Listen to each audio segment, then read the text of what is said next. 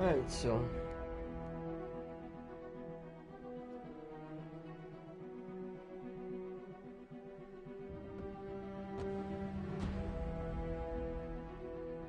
Hmm.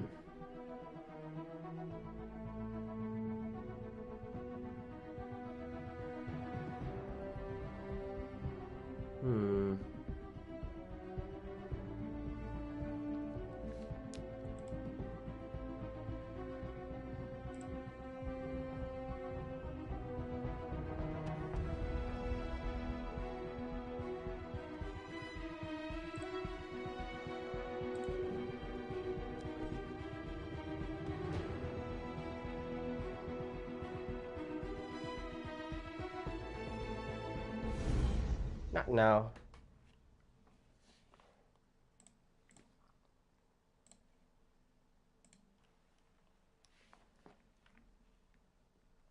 Yo! Psycho! Welcome. Hope you're doing well. What do you mean, do I walk away?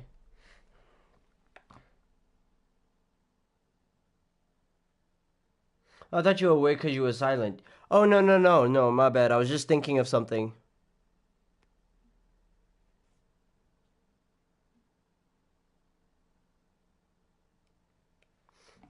Hope you're doing good, though.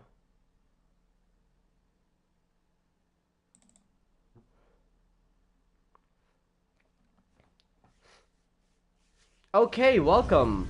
Hope you're doing good. Shit, what were we gonna do?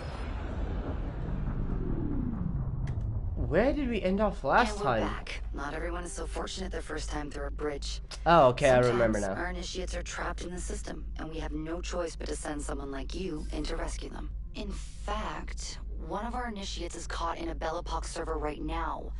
If you're not too exhausted, you can re-enter the bridge and rescue him. All right, back to work, initiate. Alright, Paris stories, heists, and rifts to earn money. Same old. Been a loner for whatever reason my brain decides to. Your brain decides to do what? The message got cut off. I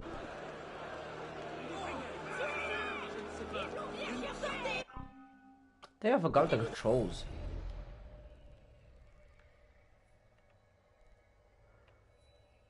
Okay. So a lot going on in here. Shit. I'm assuming this is a heist.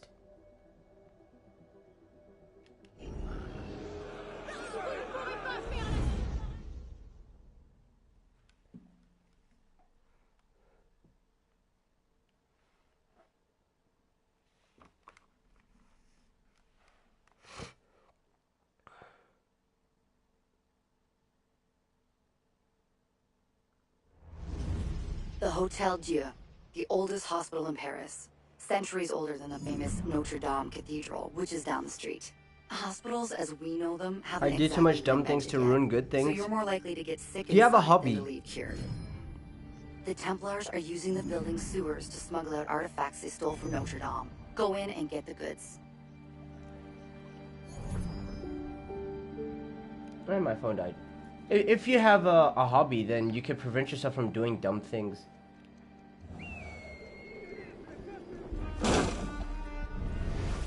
Gaming be my hobby most of the time. RPG type games. You know, that works. That really does work.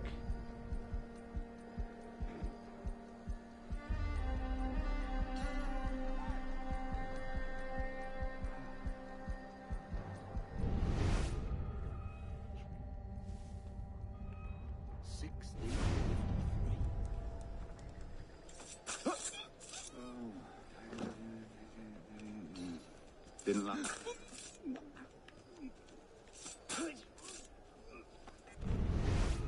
Oh shit! What's that then?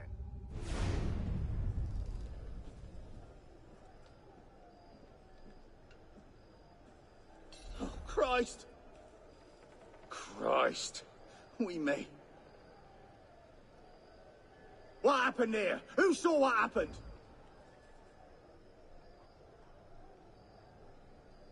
Just turn around.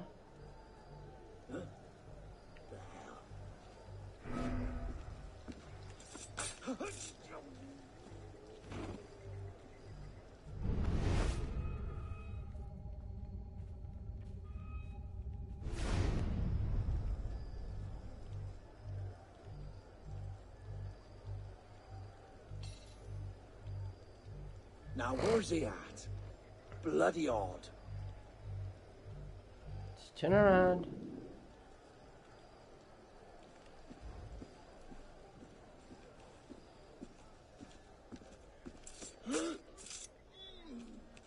Yeah. Got into Fable, the Lost Chapters again. You know, I've never played Fable before.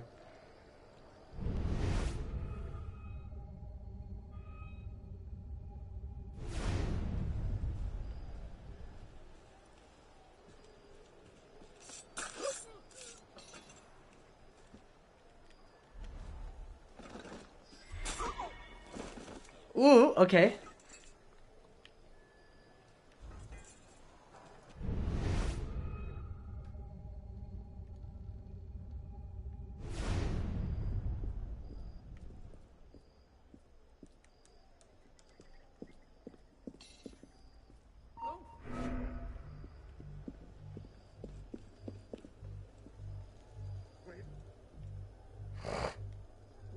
I was thinking about making a new Skyrim character to assassination type. Even then, my game keeps me alone. I haven't played Skyrim before. Who's killed you?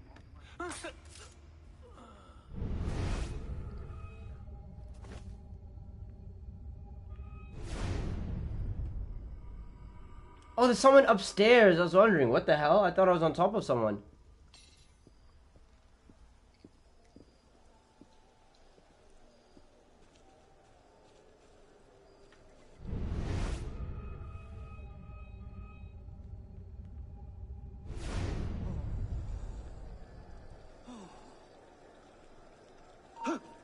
For the real people. Shit. Alright. Thought that wasn't gonna see me, but hey. Well, I thought I was gonna be able to assassinate him just in time. You know what you should try? You should try a community-based hobby. Right? So if it's something like doing a sport, so going to the gym, or I'm trying to think of other community. You know, just any hobby that would have you surrounded by other people.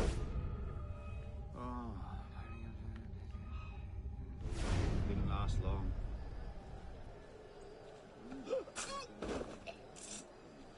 Poor beggar.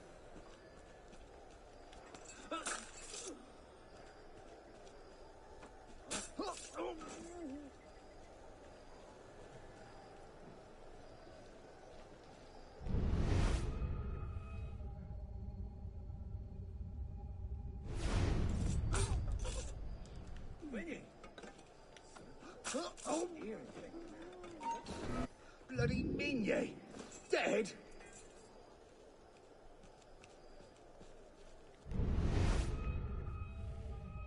The hell?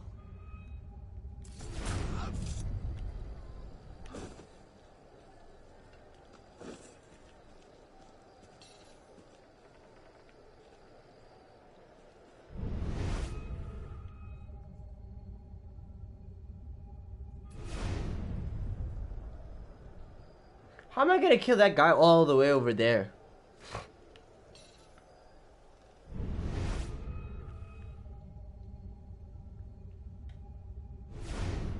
He's looking in a specific direction, so maybe if I come flank him.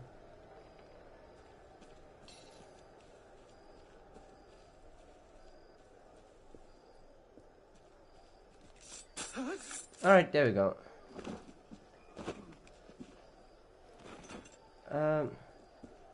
Since I'm still broke, I gotta loot them. See what they have to offer me. Speaking of which, I saw some gameplay for Assassin's Creed Mirage that's supposed to come out. I don't know if it was teased gameplay or some shit like that. I am now very...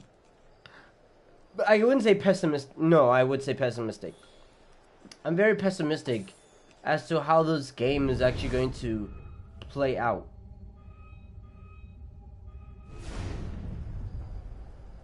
Because there's this one ability that you'll get in the game. And it's like teleportation. So you can teleport to your target and it immediately assassinates them. I don't like that at all.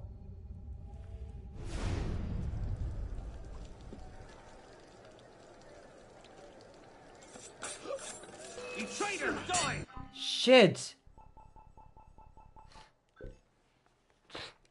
But like, I don't like that type of instant teleportation. It was like Flying Raijin from Naruto, where you just throw a weapon, or like in this case, in one of the takedowns, you could throw a kunai, not a kunai, you could throw a dagger, and then the moment the dagger is about to be at the enemy, then you teleport to that enemy and then you continue the assassination. It's like chaining it in Batman. But the way they do it, it's not even, it doesn't show your character moving to another target. It shows your character teleporting to another target, which I did not like at all. I think this all went down. This all started failing in... I'm trying to think of the first game to show this type of downhole slip and slide that the game was about to go down. I think I would say Assassin's Creed's DLC, Assassin's Creed 3's DLC, the old Washington DLC. I think that was the very first time we saw a glimpse into what was, not even a glimpse, but I feel like it showed us an example of what the future games of Assassin's Creed were going to be like. For example, in the DLC, Connor was able to turn into a hawk, a wolf, and a bear. And he was able to do some crazy shit with those abilities. So that already showed everybody what to expect from the future Assassin's Creed games. And that wasn't a good DLC. The gameplay was fun for like a few minutes and then just got old. Or it just didn't feel nice. And the story was bad as well. It's just kind of like that. But it really did show what the Assassin's Creed franchise was going to be moving forward. And really, for realistically, okay, I will say personally, I did not like that. I did not like that at all. It's just, how did a game go to, oh, this is a game about exploring your bloodline, exploring the lives of your ancestors, with a little bit of sci-fi added into it in the form of the Isu, or the precursor race, right? Them giving the ability to mind control through technology, right? Or do like scientific concussive blasts, kind of like Iron Man, to, oh wow, all of a sudden now you can teleport, you can shapeshift, you can fight weird gods, and it's just so weird. You can transform into animals, you can, I don't know, it feels like they went too far down into the what is this thing called, into the sci-fi elements of the game. I mean, shit, the game being set in the Animus is already sci-fi, but I feel like they went too much into fantasy and sci-fi instead of sticking to the, oh, this is slightly realistic. By the way, we're still exploring your ancestors. Because if I were to play a game, or if I were to dig into the Animus and I found out this was happening during my ancestors' time, but like, what the fuck happened there? Do you know what they could have even done? I like how how they followed the historic guidelines. A lot of it was accurate for a good while. That's what I'm saying, bro. Because I don't know, I just don't like what is going on right now. Because do you know what would have been okay? If in some elements of the Assassin's Creed universe, where when they introduce elements of like the Isu, right? They could put it under the guise of, oh, during that time it was seen as witchcraft. Let's say it was Old Salem, the Salem witch trials. Certain people who are accused of working with the devil, working with witches and all of that stuff, were actually playing with the precursor technology. And because it is so out of the norm, it's so mythical and all of that stuff, people would mistake it for witchcraft. And that way, the pieces of Eden were constantly getting passed around from people to people, eventually got in the hands of the Templar or the Assassins. I would have been fine with that, where if it fits within the story in a logical sense, or in a good sense-ish, then I would have been perfectly fine with that, and like, mwah. But what they're doing now, I just don't like it. Being able to teleport assassinations. Where the fuck is the logic behind that? I guess you're manipulating the animus, but even then, that just removes the fun from it. It removes the autonomy. Isn't the witch trials the era that you're in right now? I think so, but it's taking place in America rather than in France. Because isn't Salem in Massachusetts? Again, I don't know where the Salem witch trials took place. I'm just making that assumption.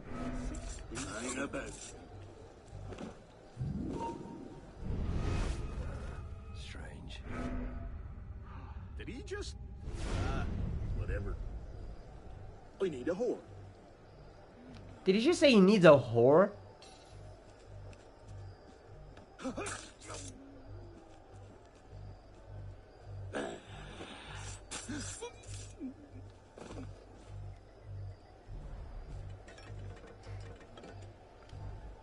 Didn't become a puff or smoke now, did you? That's where I went.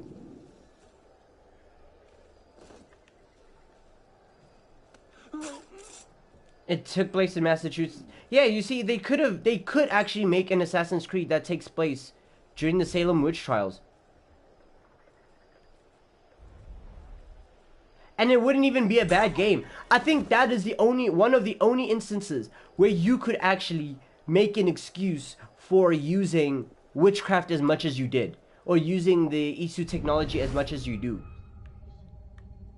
It's the only time in my head I can think you can make a round with using that much mystical technology that that the newer Assassin's Creed is trying to take place with. To be honest, when I was watching that gameplay and I saw that teleportation thing, I thought this would make great for an Assassin's Creed that took place in Japan, where ninjas were thought to have supernatural abilities, like the ability to teleport and all of that stuff. I'm like, I understand that concept. It just feels like it's in the wrong game. Those abilities, like teleporting, like flying Raijin, should be in a Japanese-based Assassin's Creed instead of one that takes place I forgot where it takes place, but it takes place in like 892 AD. 892 years after Christ's death, and you guys are teleporting around the map and doing all this type of bullshit. This doesn't feels out of place. Now, if it was put in the Japanese place, or if it was put during the time of Jesus Christ, where Jesus actually, no, I don't even think they'd be able to do it then, because at that time Jesus Christ was the main one doing the miracles. But I feel like if those abilities were taken and put somewhere else, it could make sense. During the Salem witch trials, during any era in Japan, maybe Edo Japanese era, or maybe before that, or slightly after that. Sure, it just feels misplaced. But I'm also really getting tired. Even though this Assassin's Creed game was supposed to return to your roots, I'm getting tired of the oversaturation of Isu technology, or the use of Isu technology. Because to me, in my head, when they first introduced the precursor race, I was excited by it because it added rarity to the items that were being used, right? This is items used by like before Adam and Eve, by the race that even made humanity. These items are rare. These items don't show up very often. Therefore, don't overuse them. And it feels like the new Assassin's Creed games have overused them. It's so wild. I just don't like it. The Salem witch trials took place in 1692. They could skip back. They could skip forward in time just to do the Salem witch trials type of Assassin's Creed, then keep going back. This story takes place in the French Revolution. Yeah.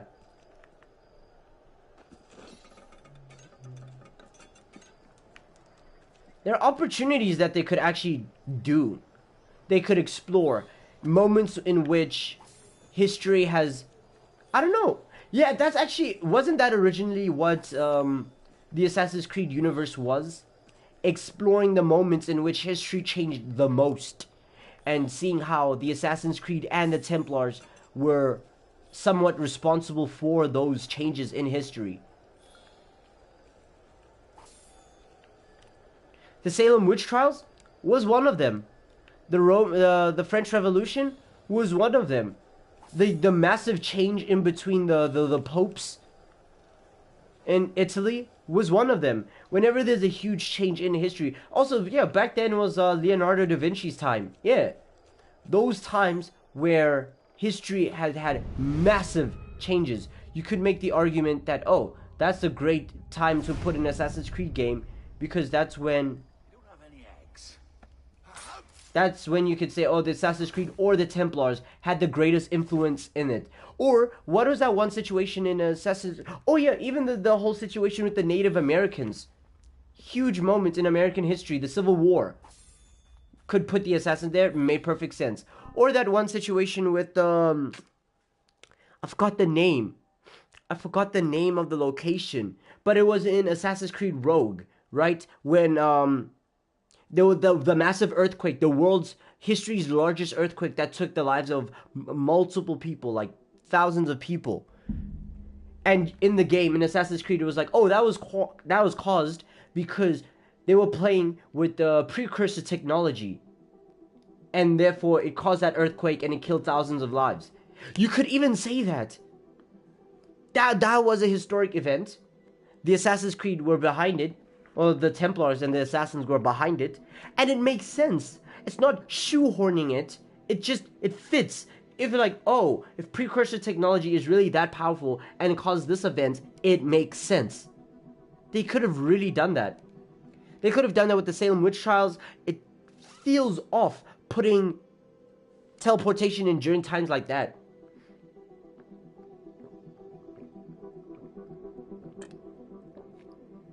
Gotta walk away though, be right back. Alright.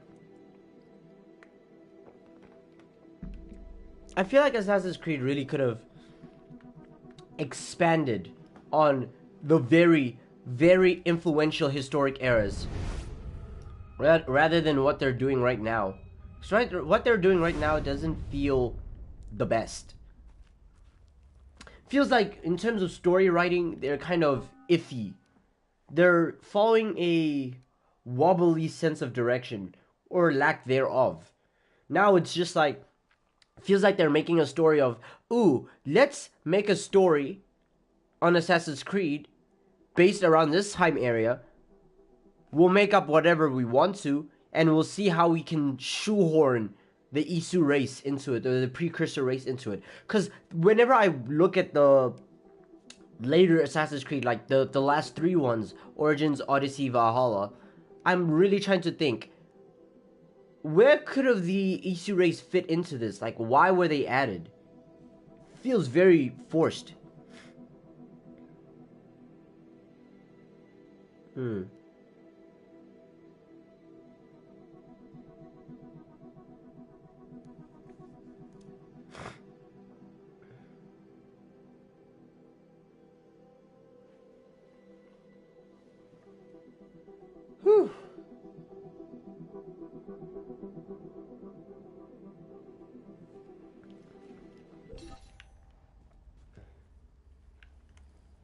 Is it a toggle thing? It is a toggle thing. I thought you had to hold it.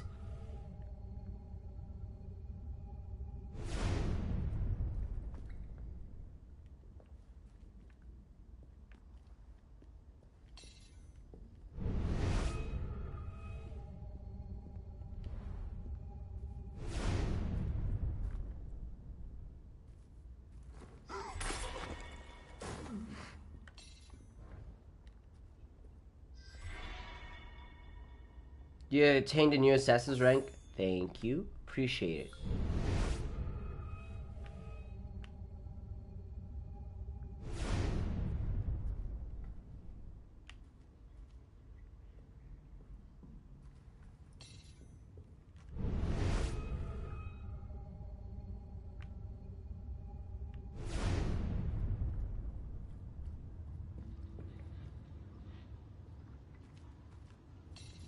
Oh, okay, okay.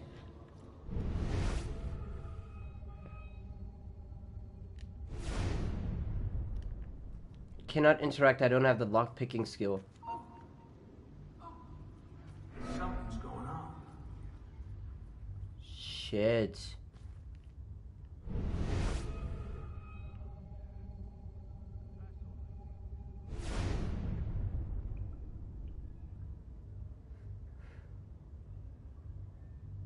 Well, how far can he be?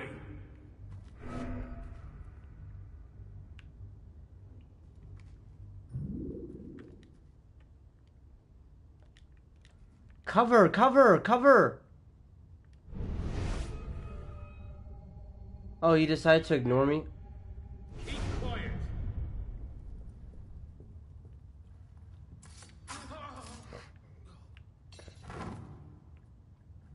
Can you hurry up and fall?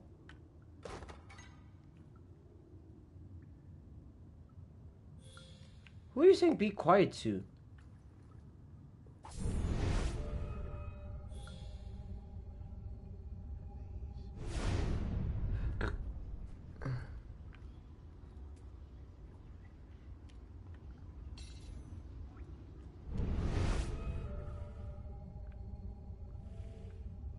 Ah, okay, okay.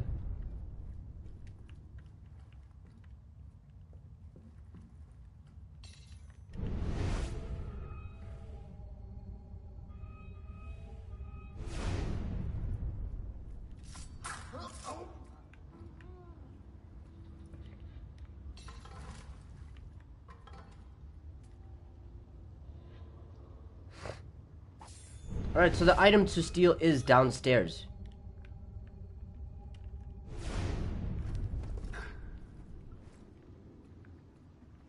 It's right there too. Ah.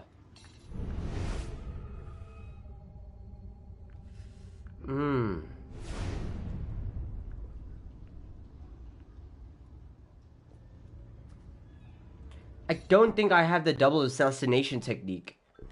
I have to check. Stealth. Oh, I don't have the double assassination from above. Oh my goodness. Alright.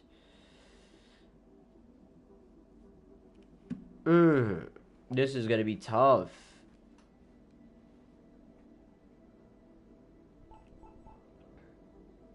Now maybe I should unlock the locksmith. But I really want to get the ability to disguise myself. Although I do think this makes the game a bit too easy. So I might just invest in the...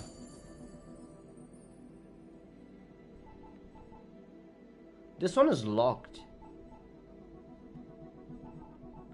Sequence 5. Okay.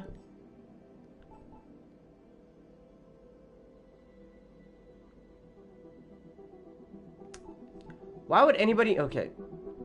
Maybe there's a reason for somebody to do it, but I wouldn't see that.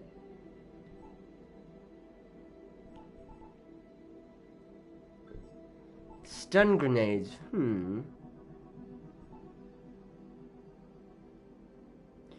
Can withstand a little bit more damage in combat. Simple. Just don't get hit. Just don't get hit.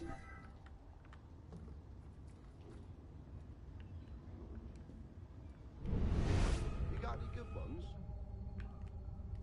Later, maybe? Who saw me?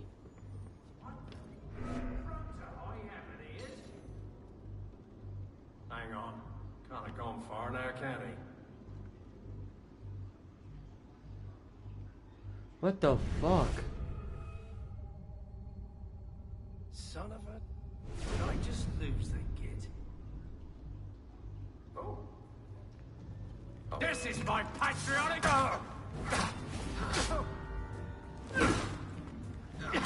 I forgot how to parry it. You're done for. What the hell was that? Did I get shot? Why do I have so much HP?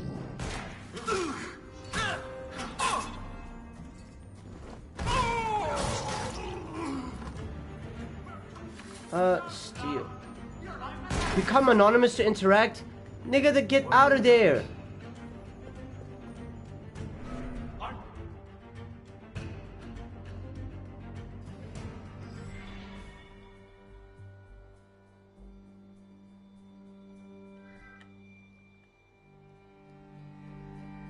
Oh, is that...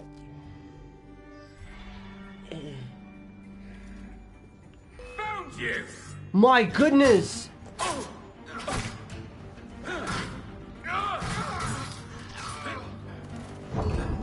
Oh my goodness. Me after saying just don't get hit. Alright.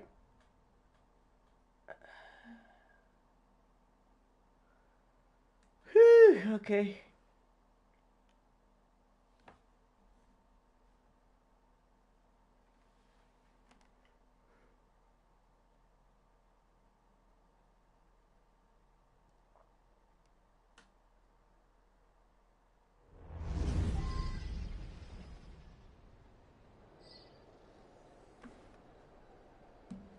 Came back to seeing you get wrecked? Yep, unfortunately.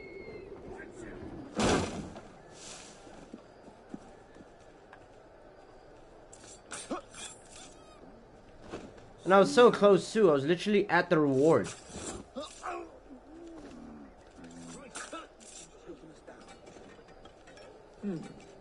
Strange.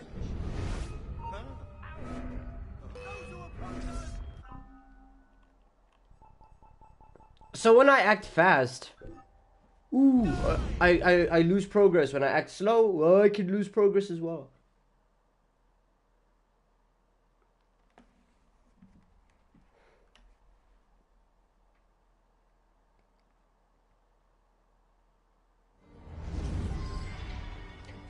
Hold on.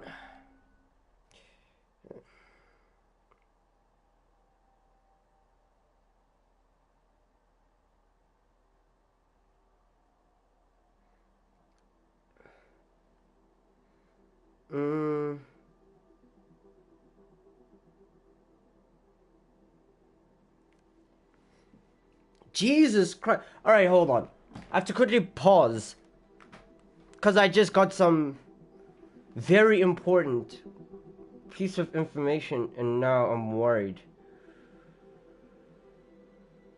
Is your goal to get spotted? Yeah, to not get spotted. Because when you get spotted, then you can, when you get spotted, you will lose, I guess, time to access your reward.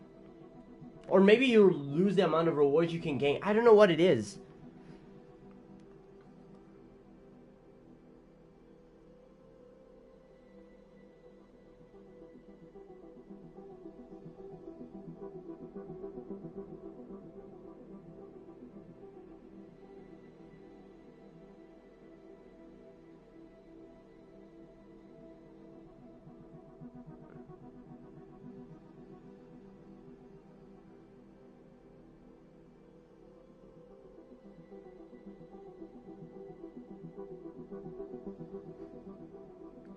Shit.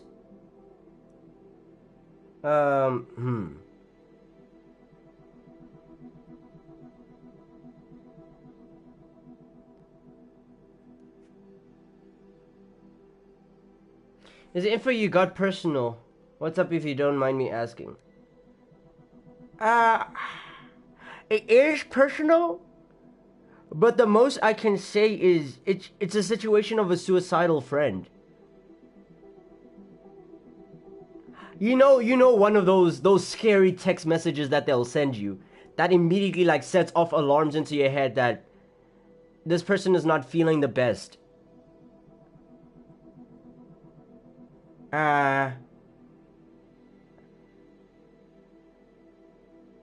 Huh.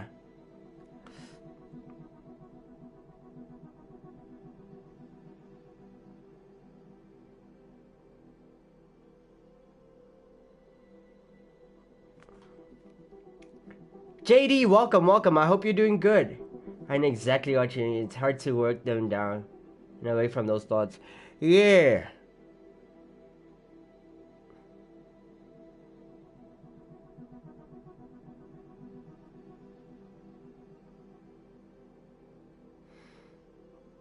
Alright. They aren't currently responding.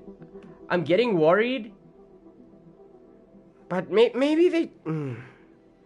No, let me just keep my phone next to me. I'm doing great. For me, personally, I would say life is pretty good. I'm about to drop my controller. Shit. For me, life is pretty good. I can't complain. I'm gonna just keep my phone next to me. And I keep it on, just in case a message pops through. Shit. Anyways.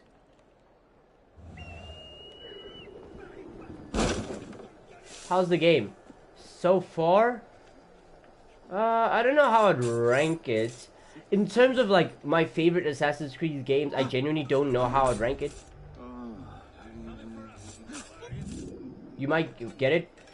I think, so for most people, the biggest criticism they would give in this Assassin's Creed game is the amount of bugs it has.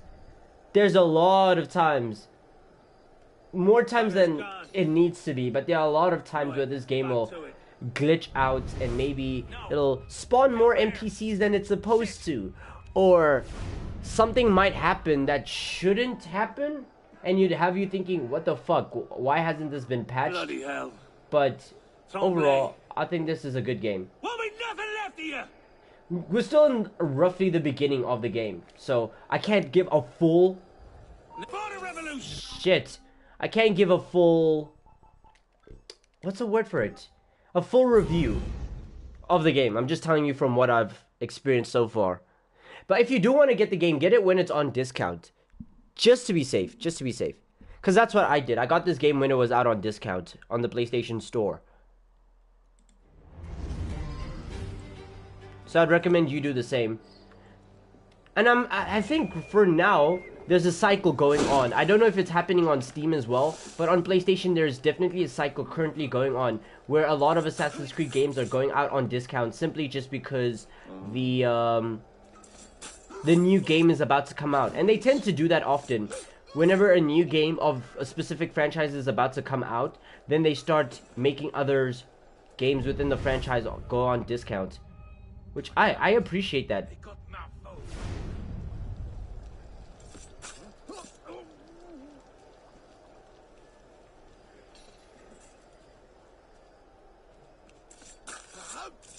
Oh, Jesus. Seneca. Orson, you pay!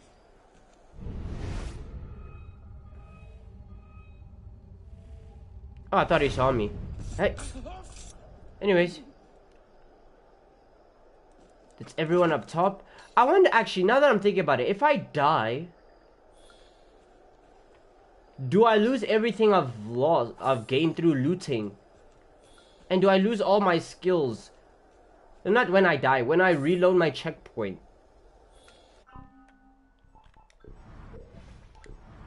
So, let me find out. Skills, stealth. I got the lock-picking ability. Okay, never mind, never mind. Still counts it as, the purchases are still valid. Alright.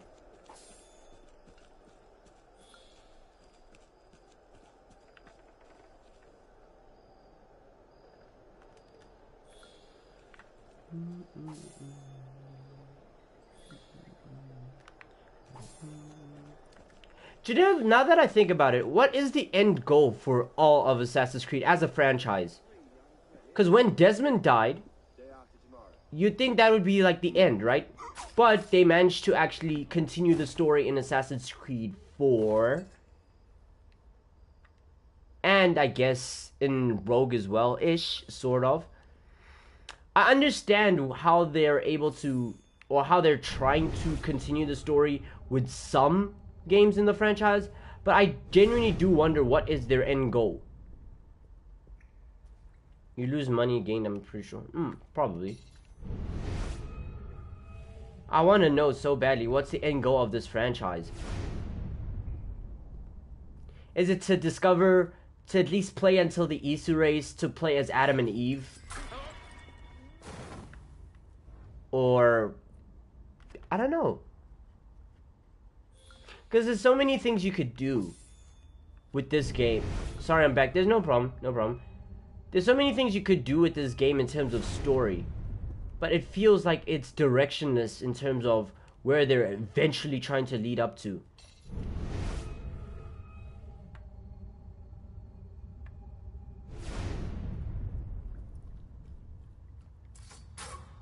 Nope. I think I should have let him unlock the gate first. Huh. I can get it because of PlayStation Plus. If that's the case, then I recommend getting it. Just play the game for the experience and the story.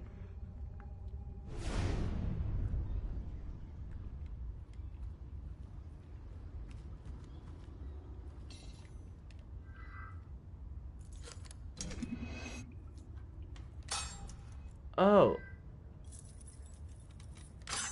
Oh, so that's how you're supposed to lockpick. Okay.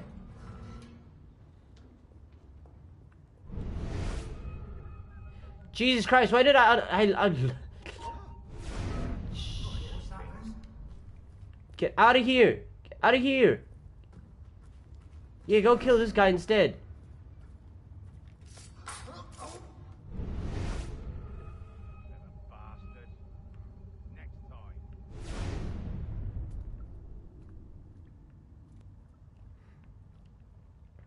Jeez. And he's looking down the passageway too. Oh my goodness.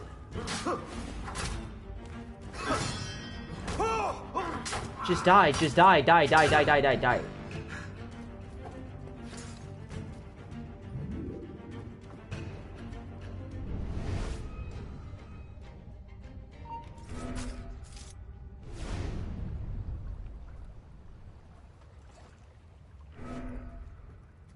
Jeez. Let's see, if you're not busy, can we play together? I'm really bored. Yeah, sure, I'm down with that. Yeah, we can. As far as I'm... Plus, if we play together, that gives me the opportunity to get the trophies that come with the online aspect of the game. I really don't like the fact that this game has so many online trophies, but, I mean, yeah, sure. I'm definitely down to play together. If you're playing it on... Yeah, you're playing on PlayStation. Yeah, we can play together. Allows me to get the trophies. We can also play. Just have fun. They have new followers. Huh, okay. As far as I'm aware, they're sort of a game company in a game trying to create a new experience for guests. That's the end goal. Yeah, but like, what's the end goal for the story, right? Remember, in the very beginning, Assassin's Creed 1, 2, and 3, Assassin's Creed 1, Desmond gets kidnapped by Abstergo. Then he breaks out. Assassin's Creed 2, they go to Ezio's compound so that they can, I guess, hide away from the Templars while they're continuing their research to find out what exactly is going on when in terms of the what is this shit called? In terms of the pieces of Eden. Remember, because they were looking for the Apple of Eden. And then after the Assassin's Creed 3, Desmond dies. Assassin's Creed 4, they uncover his body, and then they start using it to continue going through Desmond's bloodline, because even though he is dead, Abstergo Industries is trying to get pieces of Eden so that they can, again, I guess, control the population, so that they can do mind control. And as we follow through that story, they're still chasing the pieces of Eden and stuff like that. But once one side collects all pieces or whatever, they meet each other at a standstill. Then what? What is the story? Obviously, this game is trying to root for the assassins. So assuming that at the end of the game, either assassins are going to be wiped out as a whole, or the Templars are going to get all of the either the assassins are going to get wiped out as a whole by the Templars getting all the pieces of Eden, or the assassins are going to get all the pieces of Eden. Then what? What's the point? Because from what we've seen in the very beginning of this game, they've already wiped out a large majority of the Templar ranking.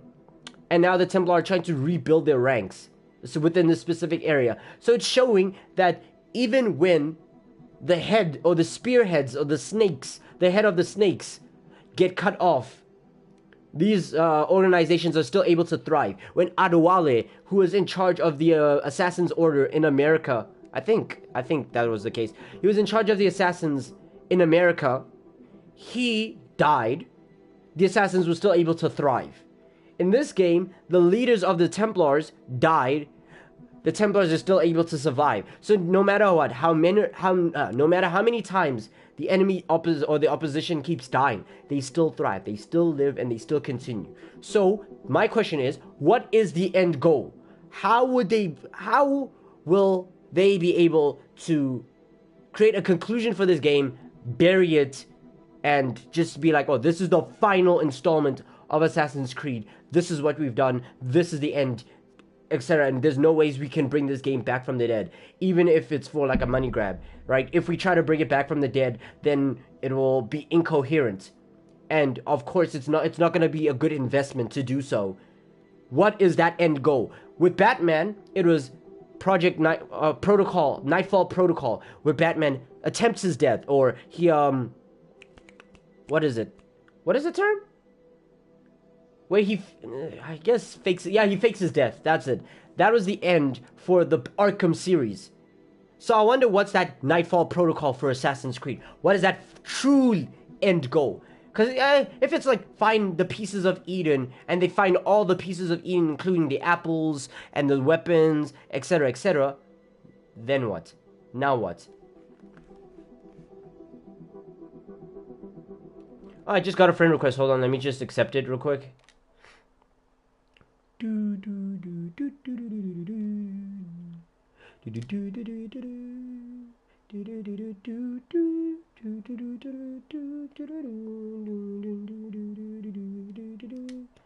Accept.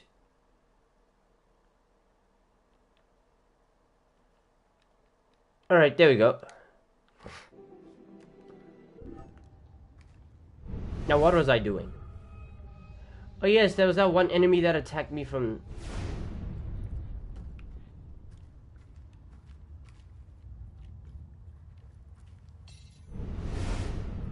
Up accidentally. Oh, shit. My goodness, what is up with this game doing?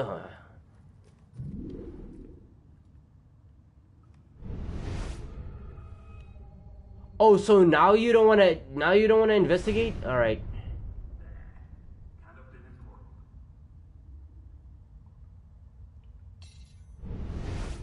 Enter my dome.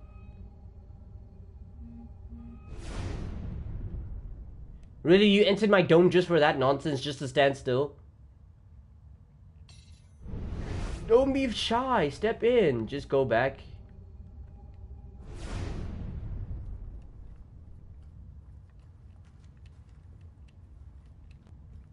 Oh, just got back. I had to check your clothes. Alright, no problem.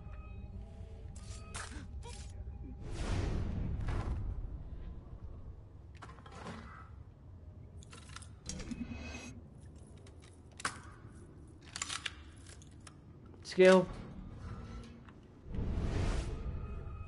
Why are there three? Why do that if there's 3 enemies down here? Oh. Oh, if this is the case, I know how to get to the opposite side. No, it's fine, it's fine.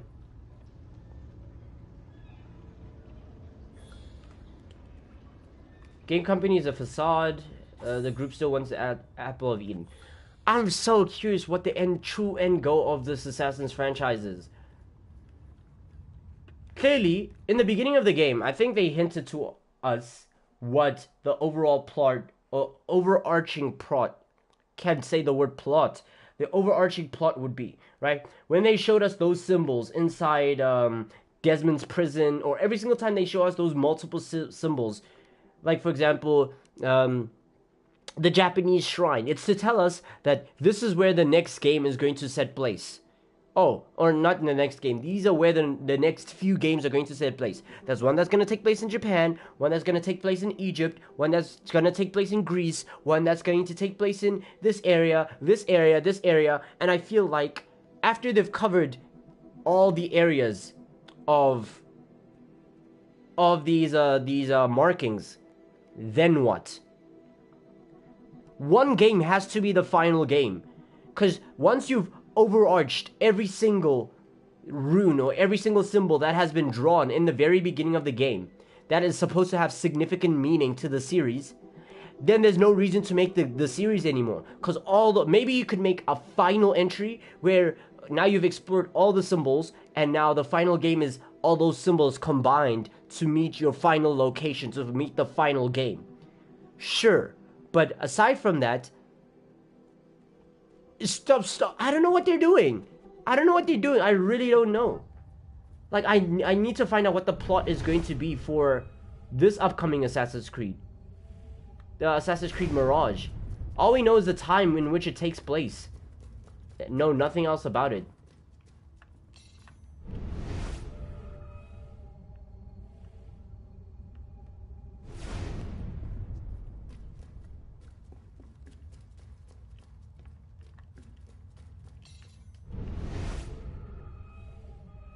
There's an NPC that was supposed to be there. Oh.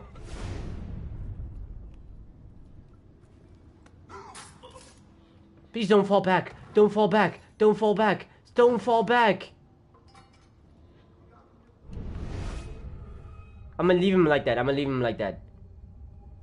Ooh, is it 9 type there? Yeah, right now it is 11:21 p.m.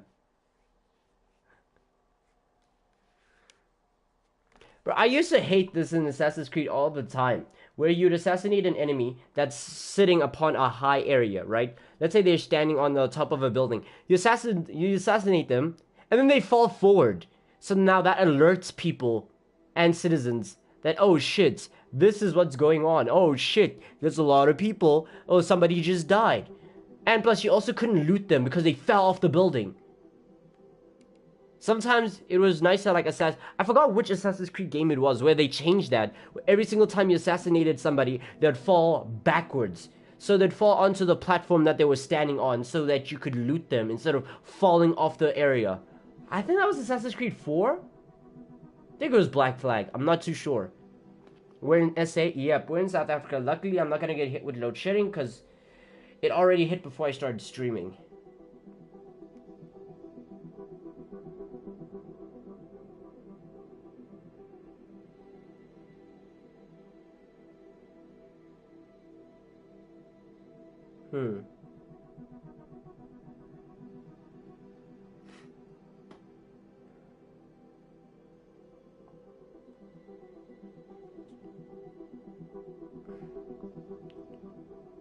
Trying to think. Hold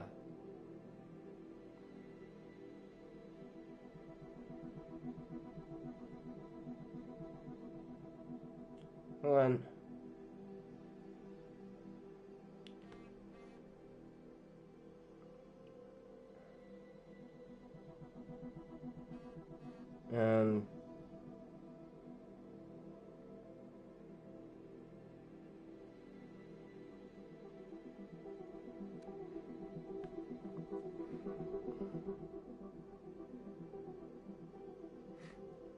Gonna play Rocket League now. We can play tomorrow. Yeah. I play Assassin's Creed on Mondays and Tuesdays, so yeah, we could definitely play tomorrow. I should not be getting any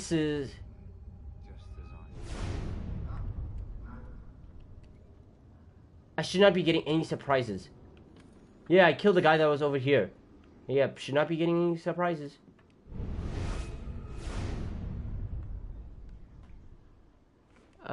Let's see. Shit, I can't do a double. Bye. Alright, man, take care of yourself.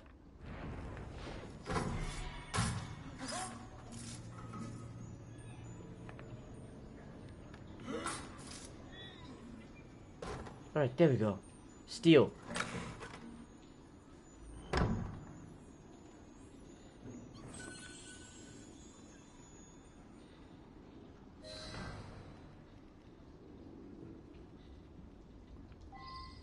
Alright, so the next goal is to escape the area. Alright. Luckily there's a staircase right here.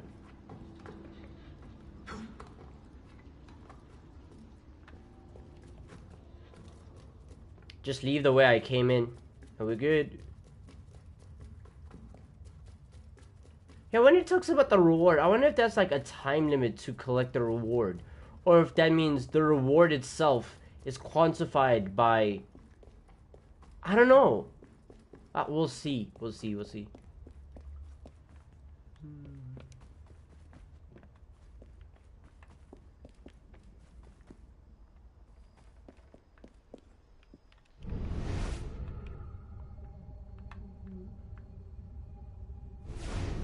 I killed all the necessary targets here. Damn, why is the escape area so wide?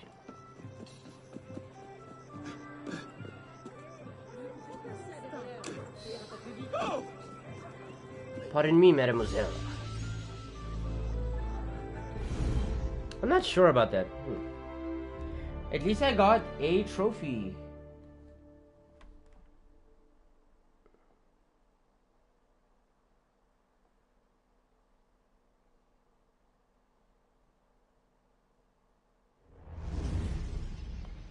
Alright, hold on. There's a scenario somebody has brought up. And I want to know your opinions. I need to read the opinion that my friend gave. And then I want to also know the general opinion.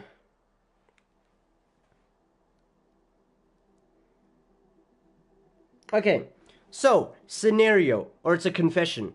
I lost my virginity at 13 to a 38-year-old man. The man pressured me into it. I didn't know what grooming was. I was taught not to question my elders and do what they told me to do. 12 years later, my boyfriend, the love of my life, introduced me to his father, and I instantly recognized the man.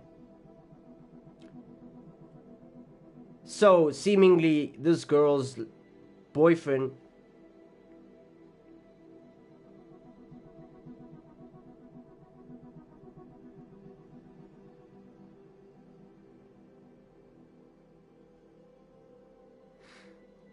Yeah, so seemingly this girl, this girl's love of her life.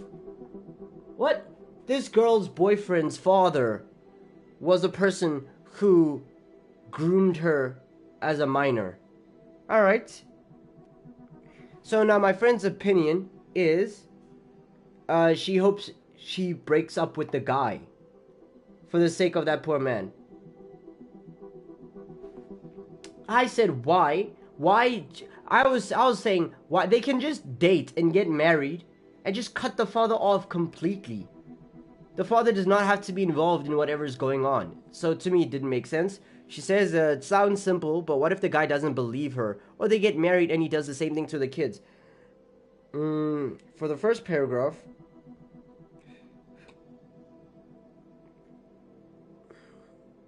One, if he...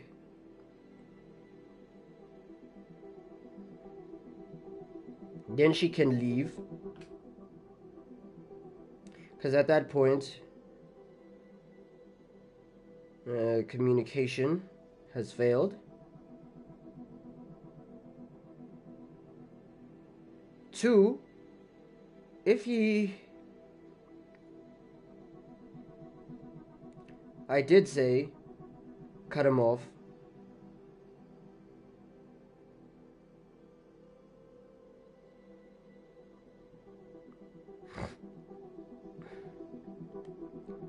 Alright.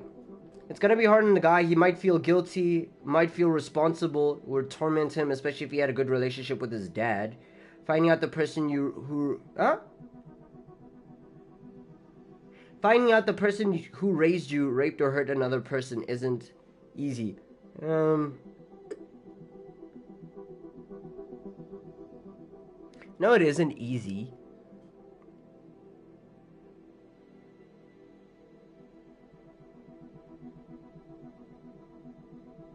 And neither is...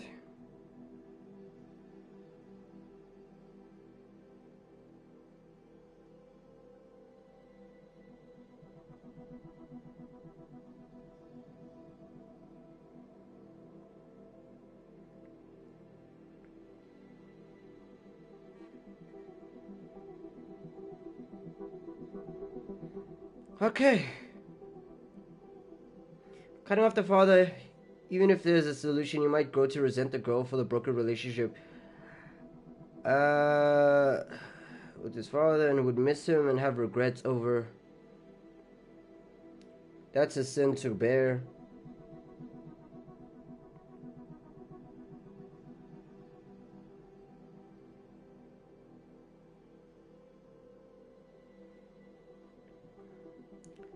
That might hurt.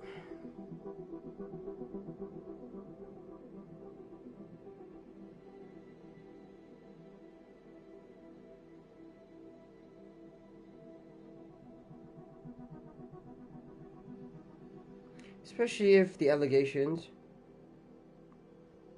are proven to be true. Let's see. Let's not forget the mother. She would also have to accept that the man she married to is a child molester and a rapist. She'd have to go through that.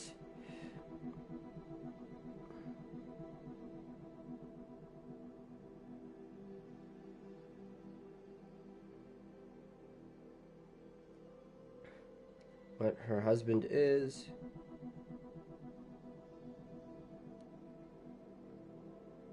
You make it seem as if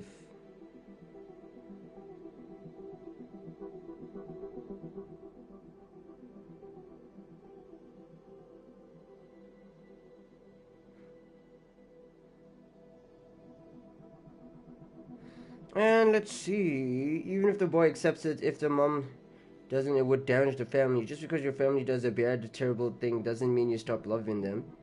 Yeah, you'd have to choose between his family or his girl, family and love. That's not easy. I say he has to choose his girl because he has to prioritize the new family over the old one. New family over the old one.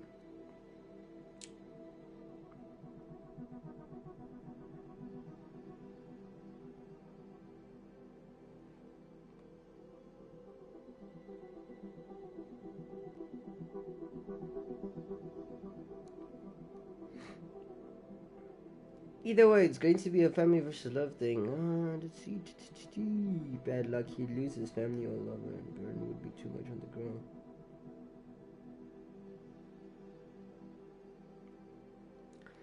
Again, no one should bear the sins of another person.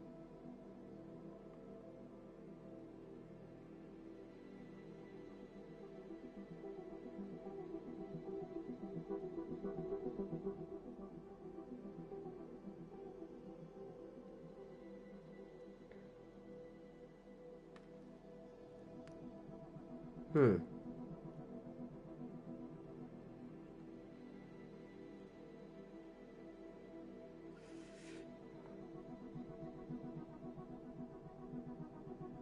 general.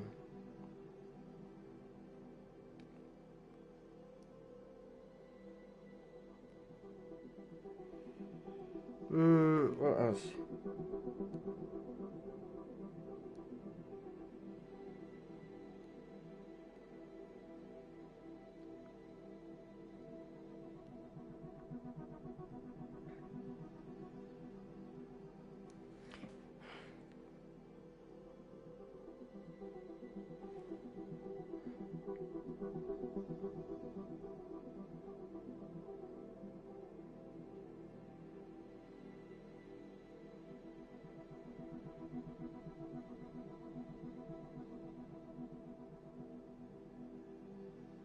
I wonder if she still has it. Probably doesn't.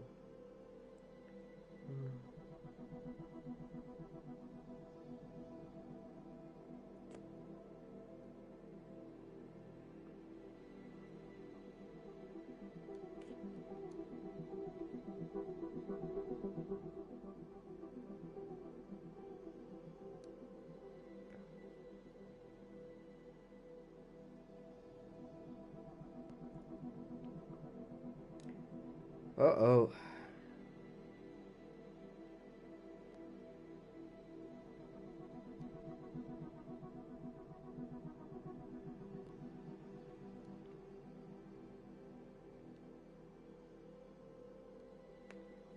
Mm, mm, mm, mm. I'm not gonna lie, these messages aren't feeling the best. Jesus, jeez. Okay, it's fine, it's fine, it's fine, it's fine.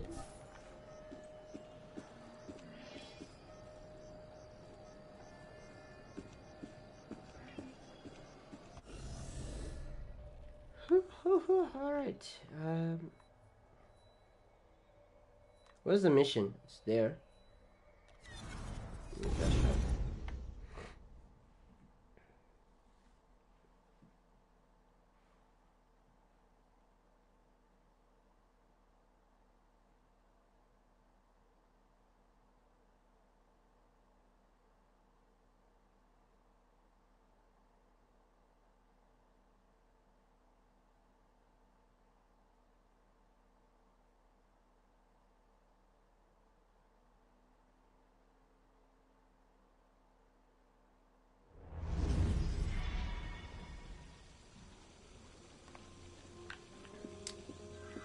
Oh yeah, I forgot about the whole gaining money through chests thing.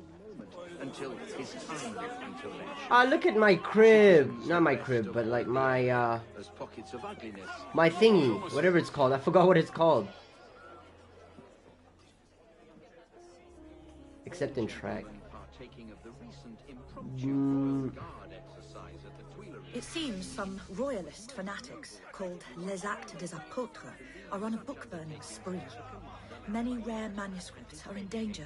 Meet my contact at Place de Fin and save what you can. We'll find them a good home here. Speak to the contact. Where's the contact? All the way across town. Yep. We're fast traveling.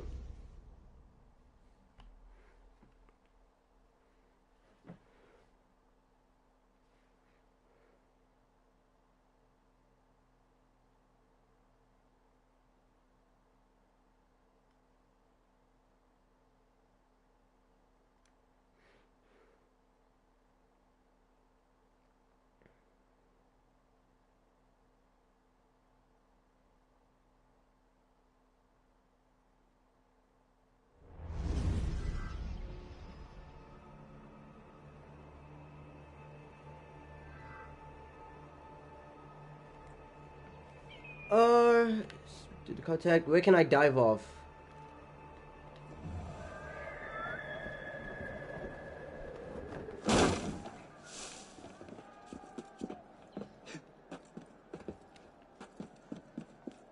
I don't know when will the occasion be, but one day I plan to do parkour as well. Oh, if only South Africa had that many buildings this close to each other. Maybe in the US. Actually, never mind. I'd probably get arrested for doing so. Random black man jumping on our buildings. Why? Or I'll probably get shot, actually. I'm more worried about getting shot than I am about being arrested for it. I could be doing anything other than this, you know. But I drew the short straws. Ooh, shit. My legs.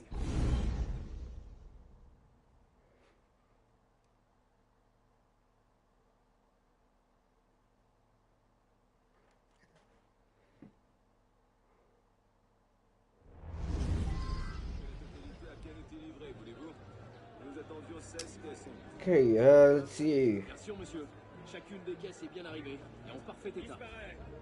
All the memories he had with his dad turned bitter because he realized he never knew his father at all. People change!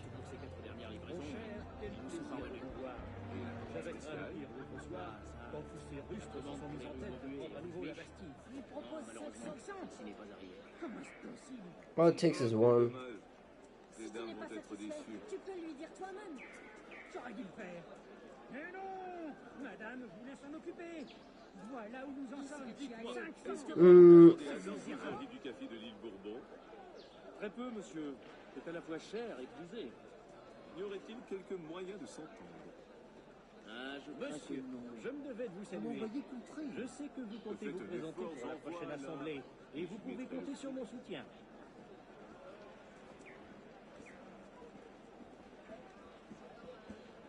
Je suis content de vous trouver. On m'avait dit que vous étiez absent. tout ce que j'ai commandé. Same thing. Vous prierez de pas lever le ton. Vous n'étiez avec un client. Oui, et ma réponse Monsieur, je crois que votre sens du service est je m'étonne d'être interrompu. Non seulement je n'ai pas ma commande, et ensuite, c'est vous qui me réprimandez. Et votre père? Il a encore besoin d'un coup de temps pour se faire. I hear you. Mais c'est ma commande de céramique. Oui, monsieur. Mon bonheur. Il J'ai une acceptera. passion pour la C'est tout ce qu'il a céramique. fait à la France. Alphonse, le père du Saptier. J'en connais un. Il était au plus mal l'autre jour. Son fils avait l'air inquiet. Le premier homme, cela remonte. On peut en effet craindre le pire. Il partir dans la fleur de l'âge. C'est terrible. Je n'oserais pas faire ça. Que tu crois? Impossible. passer la nuit Vraiment, c'est fascinant de voir combien les centres d'intérêt peuvent diverger. Moi, je n'ai jamais été très fort en thème. Surtout à me harceler toujours. Au moins, t'es vache le nu. Tu te dérobes au devoir conjugal. Vérifions ensemble que la totalité a bien été échangée. Nous attendions 16 caisses en tout. C'est bien le cas. Bien sûr, monsieur. Chacune des caisses. Absolutely. Oh my god, I will not express how much I hate when somebody who's pessimistic says, "Oh, I'm not being pessimistic, I'm just being realistic." Like, no, you're being pessimistic. And it happens so often. You're being pessimistic and trying to guise it as realism. Ooh, lore. L'ami, on cherche à s'informer par ici. Par ici. Je suis là, l'ami. Viens. This is a lot to read. I'm not gonna read that, but hey, I'm glad that the game has lore. Mettons leur tête au bout du pic.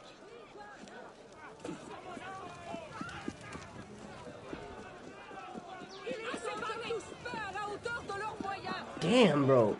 I know it's the French Revolution, but the fact that like fires and riots are going on during the day and night time every single day, like, jeez. Thank God you're here. They burned most of Monsieur Deschamps' library already. Please save what you can. Vous ne me dites rien qui vaille.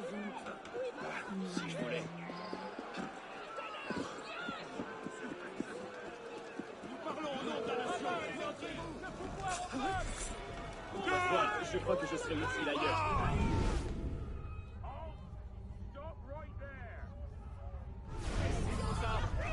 Pas votre ennemi. Je veux simplement mon aller. Puissance de la chair à pâté. Hey! Hey! Stop! Oh, make you shut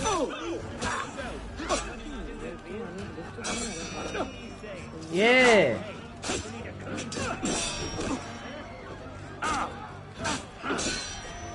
Yeah, just don't get hit.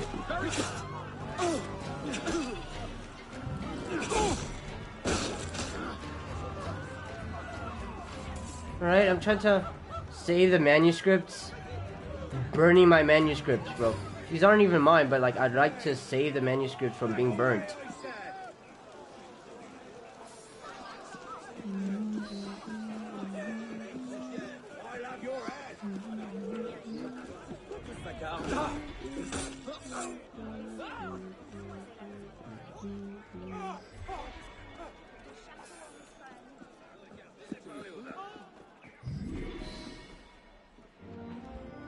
Elite trainee. Elite trainee. Love to see it happen. Quel bel habit que voilà. Auriez-vous quelques rendez-vous galants? Je ne me laisserai pas intimider. Ça non. Ma foi, cela est fort possible. Are you rizzing in front of me? The nerve of some people. Hey man, I guess they don't sleep. Faites donc mon portrait, ça ira plus vite. Encore. 1 heure à peine. Pour bien. Je repasserai. J'imagine que c'est dangereux.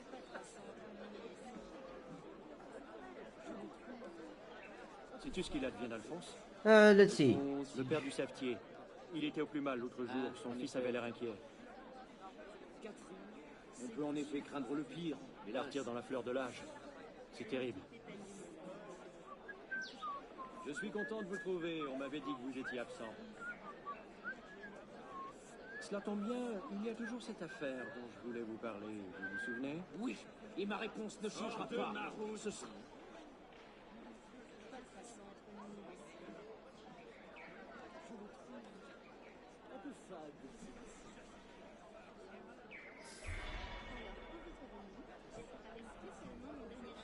You have 175. Nah, I need more. I need more money. How much money do I have? It's not enough money yet. So, let me just...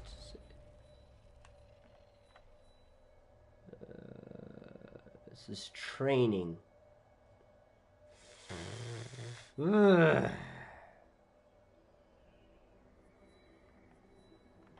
What are these artifacts anyways?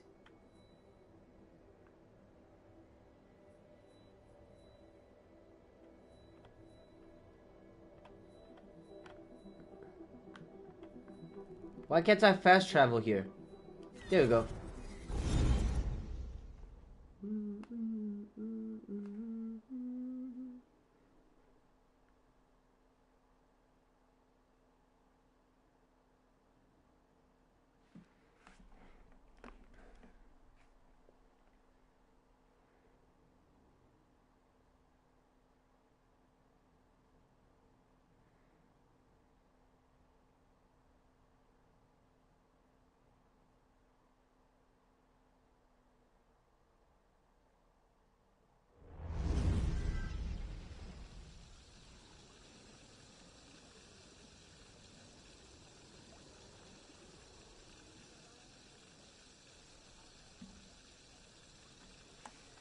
Let's see.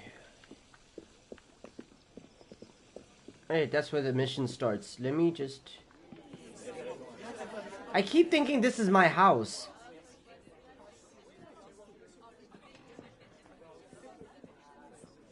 Does she have more missions for me? Is it just... I much prefer books in libraries to on bonfires, don't you? You can do it again? Or another one? One of our informants may have been compromised. She's posing as a scullery maid near Port Saint-Denis. We need you to tail the innkeepers, find out if they suspect her, and get her out if she's in danger. Why do you have so many missions? I mean, it's only 2 so far, but like... 2 is more than 0. Oh, the distance. Oh, the distance. And which district is this in? It's like in between the districts. And I can't fast travel here. Right, so I'll try to go to that area so that I can... You know, the area. And after I do that shit... Kill the messenger. Well, it makes me happy to see you here today. They say... Which messenger? Oh, that one. Alright.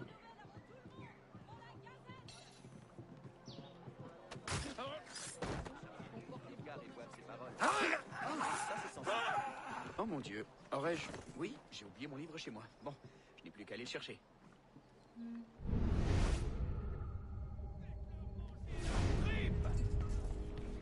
Veux-tu connaître la vérité sur les derniers événements parisiens? Mais si tu veux... Peut-être devrais-je repeindre ma toiture.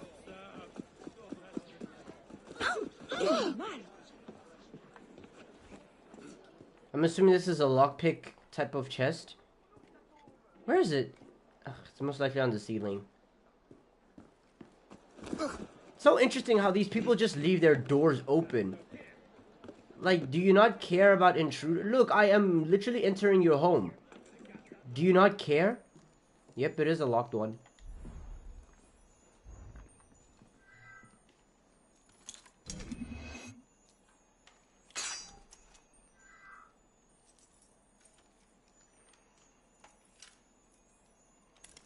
Oh, you can break your pick? Ooh, I'm not gonna lie, that's not for me then.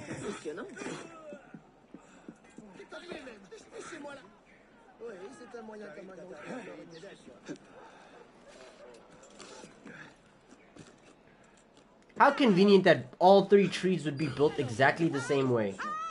I've been robbed! Thief! Thief! Someone stop him! You're running back to the...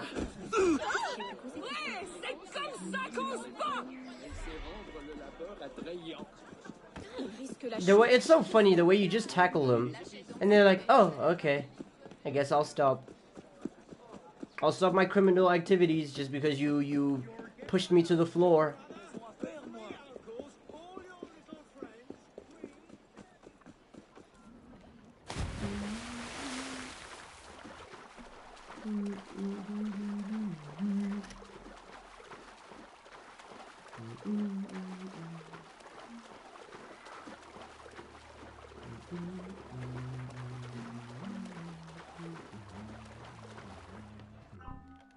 What? Are you dumb?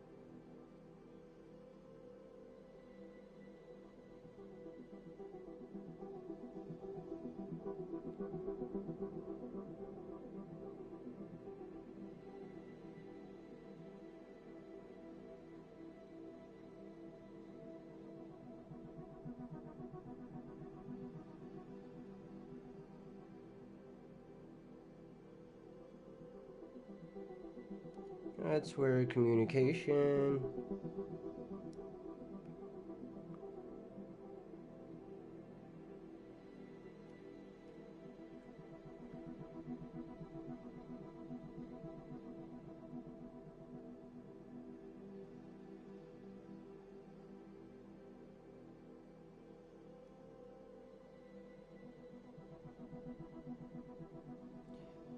So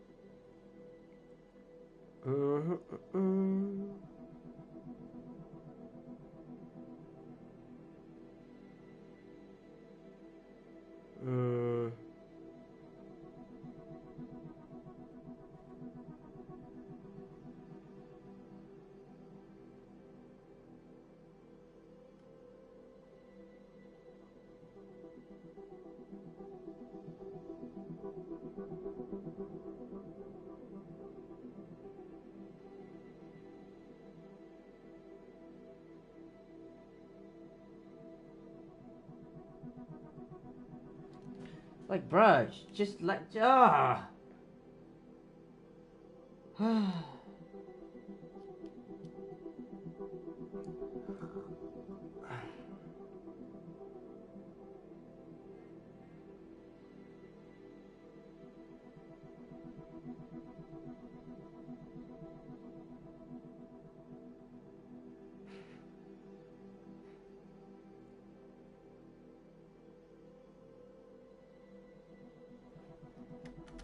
Alright, there we go.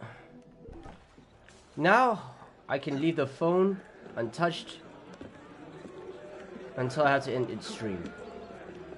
Because I think the situation has been de-escalated.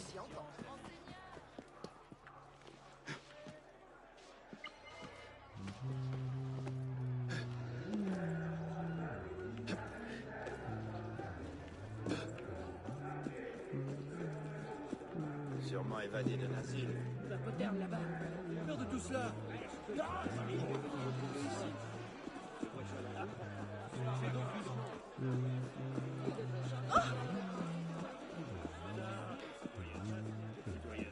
Comportez-vous comme un gentilhomme.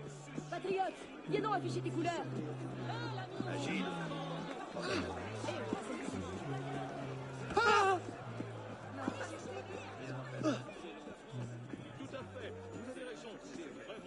What? So fine and it just ain't fair. So beautiful and so damn rare. Is this an artifact? Whoa, whoa, whoa, what the hell?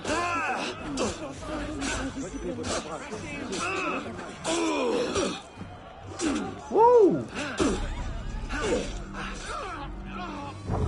Damn! Why are these guys so skilled?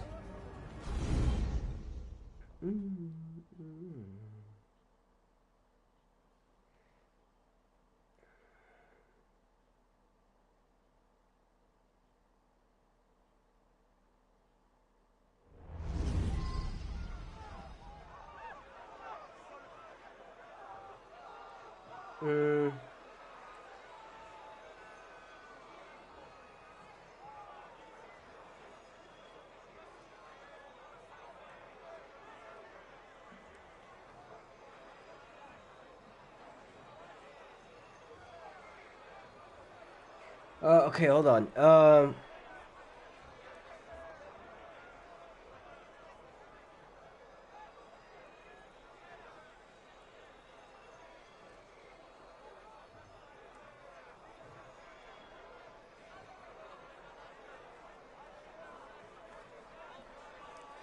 Let's see.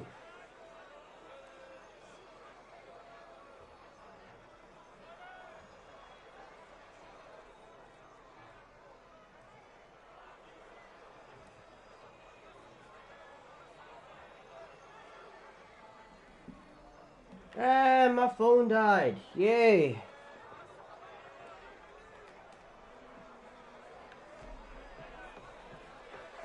Where was I going? I was trying to look for the...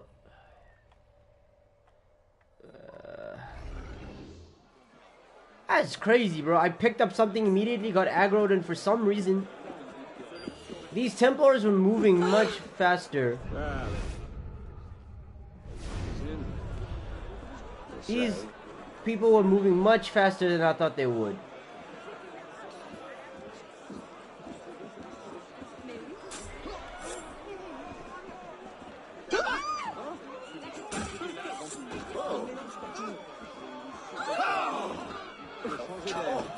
What's crazy is that it's like kill the messenger without being detected.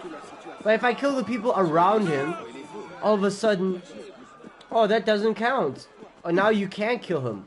Why? His bodyguards are gone. Should be the perfect time for me to kill him. Look at all these dead people. Damn. Damn. Not gonna lie, the French Revolution was tough. I know, very insightful, but jeez.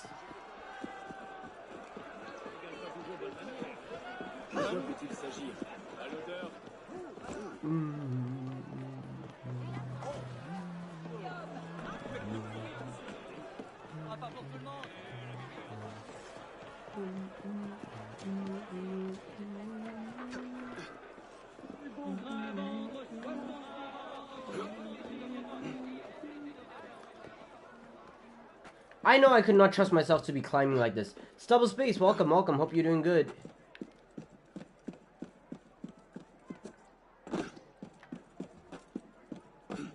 It's real quiet tonight. Yeah, because the stream started late. Tackle the Thief. I'm not gonna lie, I'm too busy doing what I need to. I started the stream late because of load shedding hit, so understandable. Like, I know a lot of people would either be busy at work or they're just sleeping. So, yeah. That was my fault. I could have started the live stream earlier, but it is what it is. As long as I can still play the game, play the story, etc, etc. How's the game so far? We haven't been doing the story mode much. So I can't give an opinion on the story mode. As for the gameplay itself, so far, I can't complain.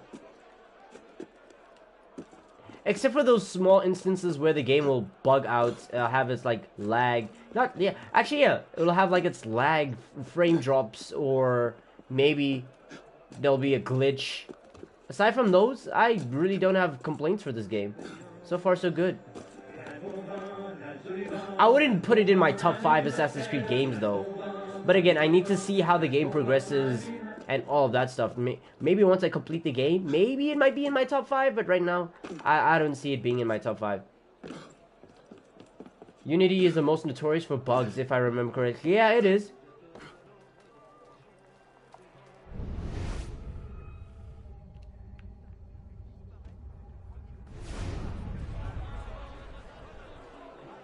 That iconic one with the face glitch. I don't know what's the face glitch. But yeah, I do know it being the most infamous for its glitches. I like how they add like small lore. There's like magazines and all of that stuff that you could, not magazines, but newspapers you could just read.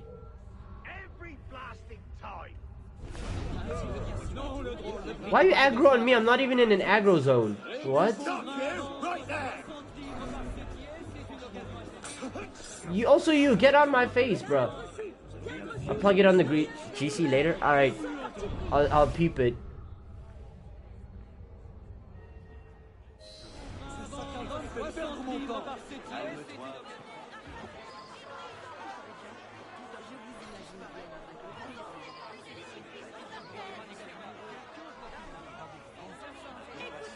Well, what's so important to Zelma? It's the bloody scullery girl. Claude said he spotted her hiding a note under a loose cobble. I didn't even know the wretch could read. So? She's probably just scribbling for her gutter rat friends. That's what I thought at first. But then I went and read the note. She knew about Reynard. She had details of the operation. I think she's a spy. Ha! This is what we get for taking in war orphans. What do we do? Don't worry. I'll take care of it.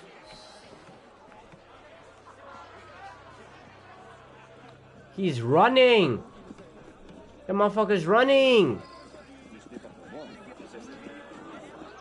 Damn moderate!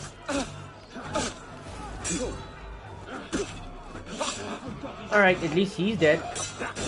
Damn traitor! Can't wait to see me last yardy old guts.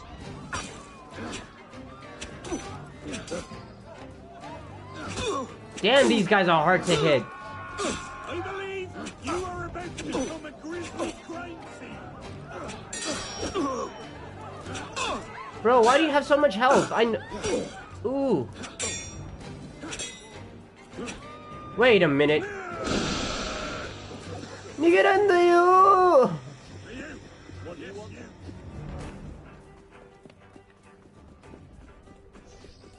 I'm not gonna lie, these enemies hit a bit too hard for my liking.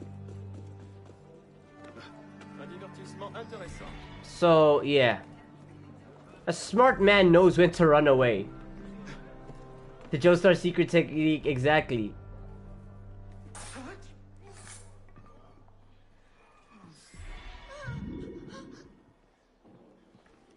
You're safe, Madame don't Cruz worry. sent me. You are discovered. You need to get out of here. Oh my goodness, bro. These ones are easier to kill. Ooh! Parry! It's hard to parry when I can't see!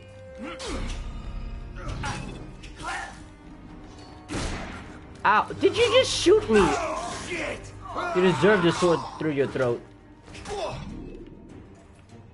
Alright. Now just for that I'm looting all your bodies. You're getting me my medicine back. A smart man knows when to fight and when to run away. In this situation, I could tell I needed to fight. In that one, the previous one, those niggas were hitting a bit too hard and they were a bit too tanky. Which meant run away. Escape the area. I thought I told you to escape the area too. You're not supposed to be here. Leave. It's a skill issue. Yeah, I guess. And if it's a skill issue, then I should be smart enough to know when that is not my problem to be dealing with. Plus, that's what smoke bombs are for.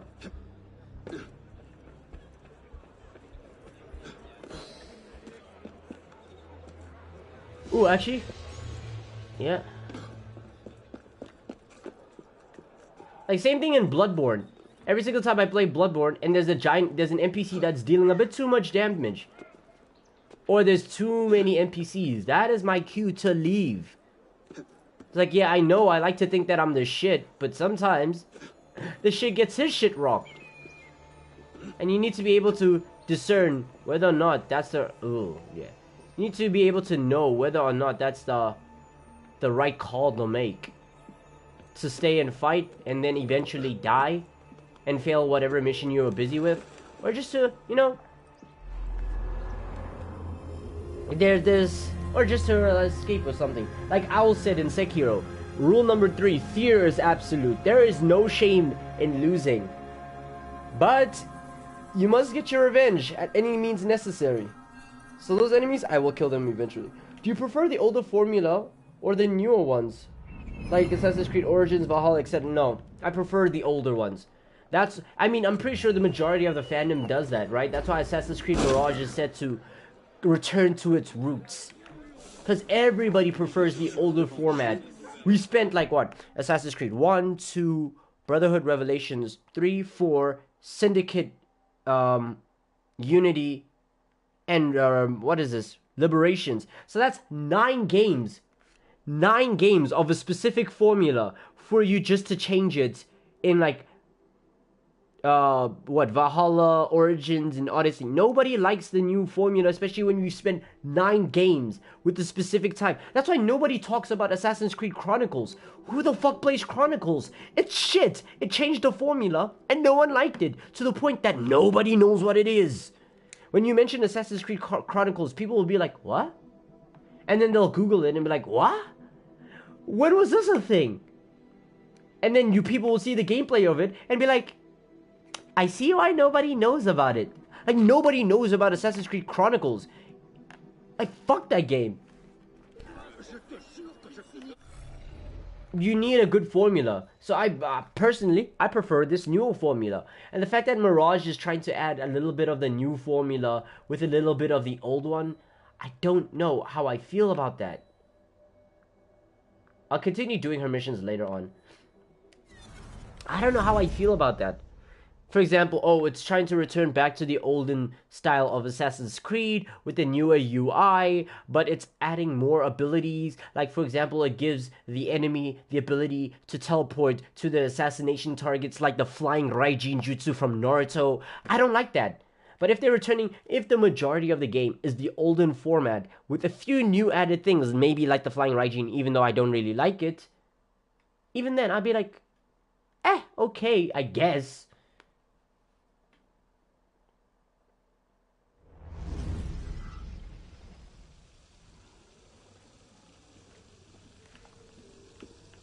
Let me go withdraw my money.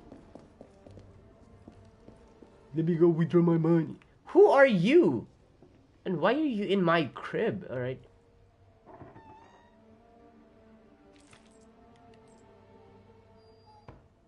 What did he... Working late. Turn out today. See, sir? He does that so slowly, as if as if I'm not supposed to be here doing this.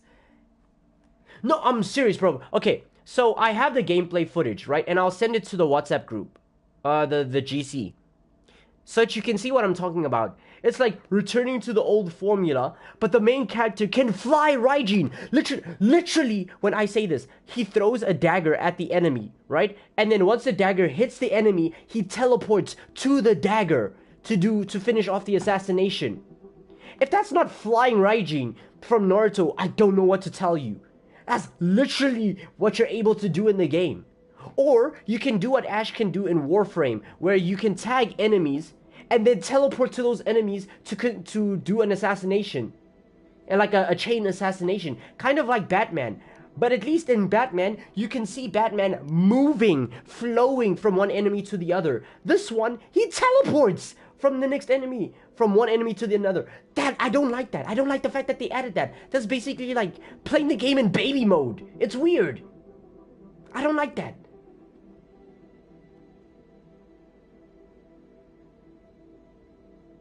Like, for example, the same formula has been able to work with the same formula with a few changes to every Assassin's Creed game has been able to work because it's at least the story carries it, and plus it's a good formula.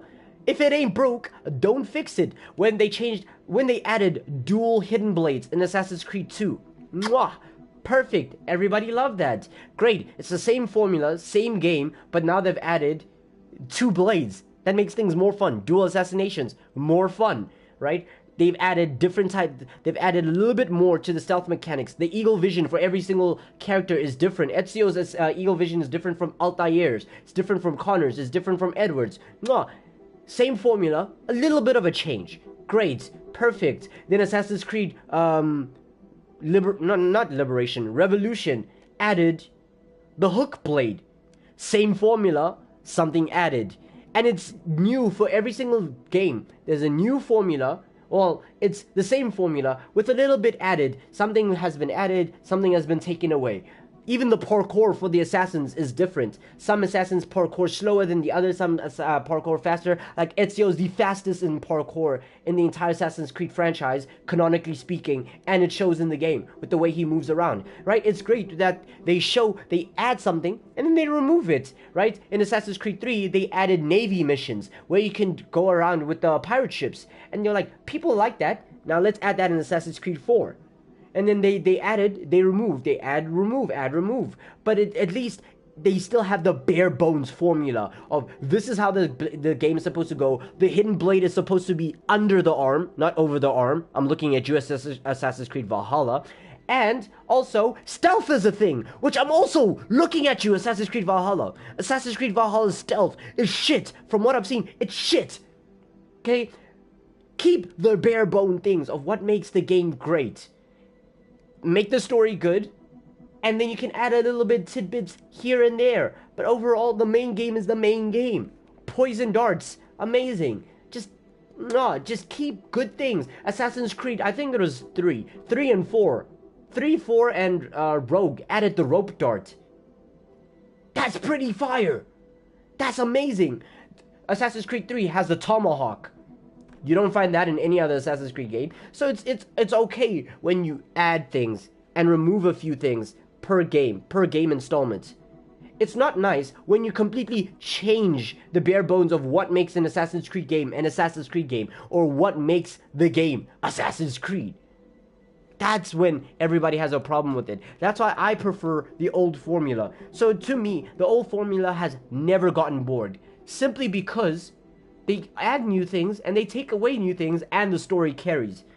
At the end of the day, the story is... Jesus Christ, hold on.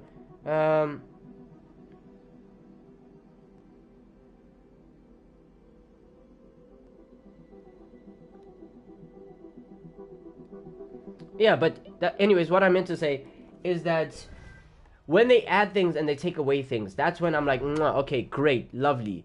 Everything is okay.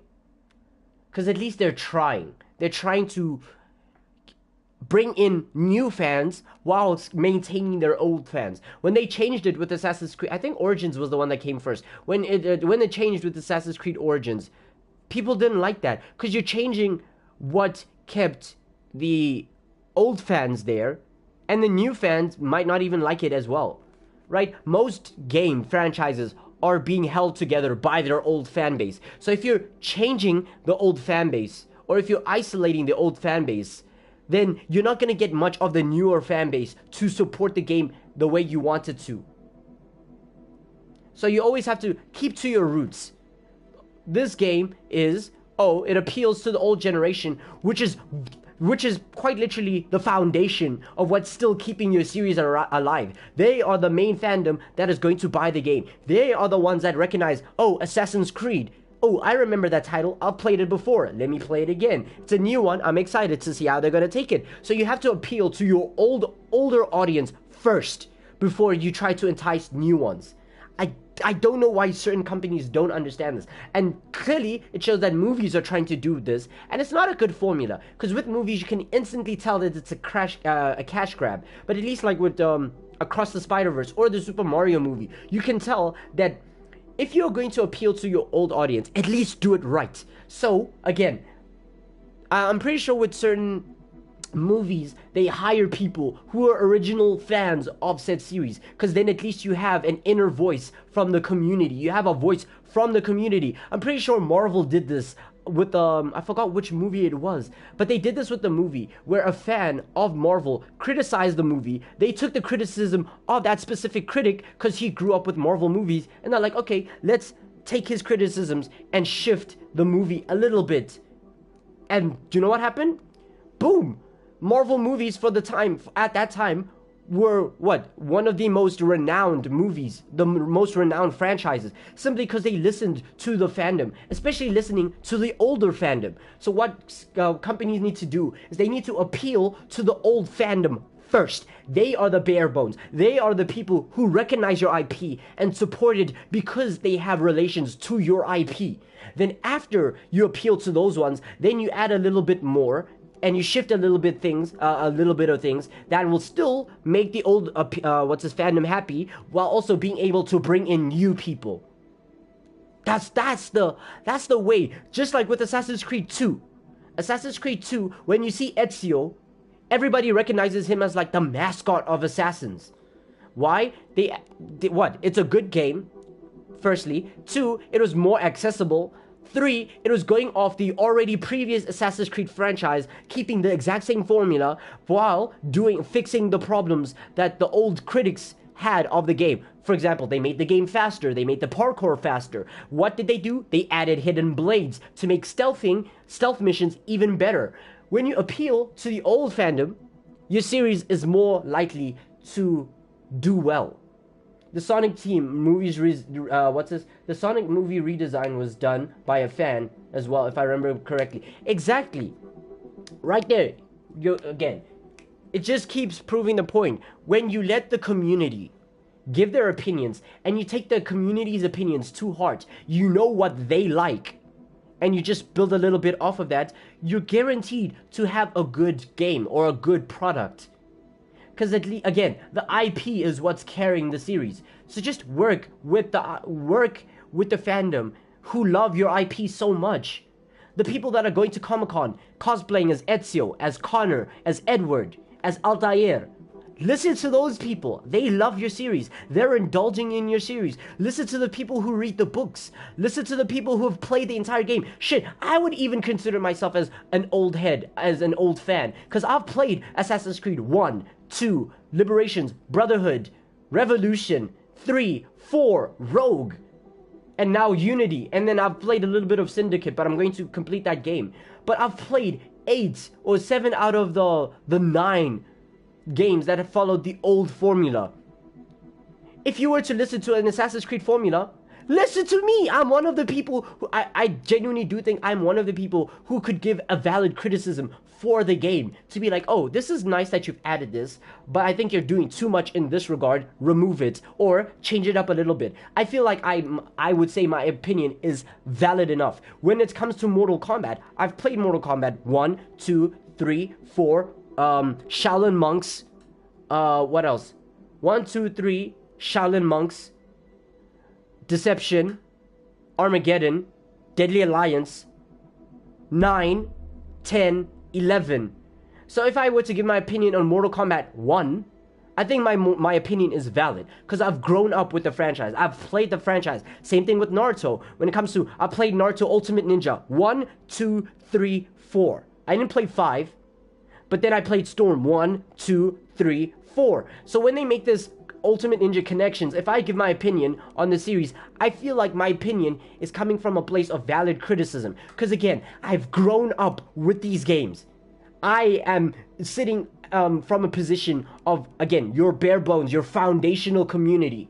The people who have grown up with your games, the people who have played all of your games, who are familiar with your games. When you've played a long list of games from a specific series, those are the people. Again, for example, Assassin's Creed, Naruto, and Mortal Kombat. I think the opinions of people like me matter the most when it comes to a certain community, when it comes to building a game. Because we are the ones who are the first in line to buy your new game. Because we are the ones who have that nostalgia. We're the ones that grew up with your games. So we're going to be the primary, consumers of your product. The extra people that you bring into the game, great. But don't forget where you came from. And every single company needs to know that. Don't forget where you came from. That's the genuine criticism I have for every single company that has been made. Every single company that makes something new, that builds upon an already existing franchise. Don't forget where you came from, please. Because when you change things too much, people are going to complain. When you change things when you completely change the foundation of the game, people are going to complain.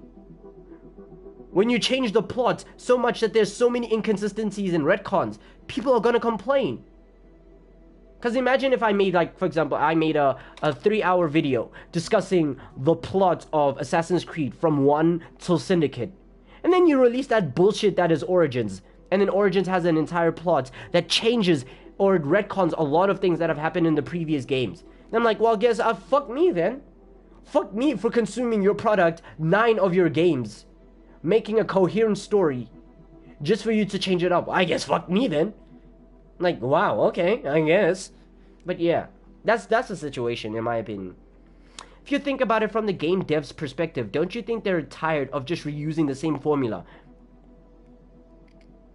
They might be tired of it, but again, it's not their opinion to, it's not up to them to make that opinion, right? Because at the end of the day, the fans are the ones that are consuming the product, rather than, oh, there are situations where it's like, oh, okay, I want to add this, I want to add a little bit of my own artistic input. I want to add a little bit more. Maybe I'm getting tired of using the same formula. But then, again, you're still appeasing to the consumers.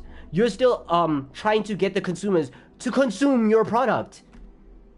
So even if you are tired of reusing the same formula, you need to remember who is buying the things that you're creating.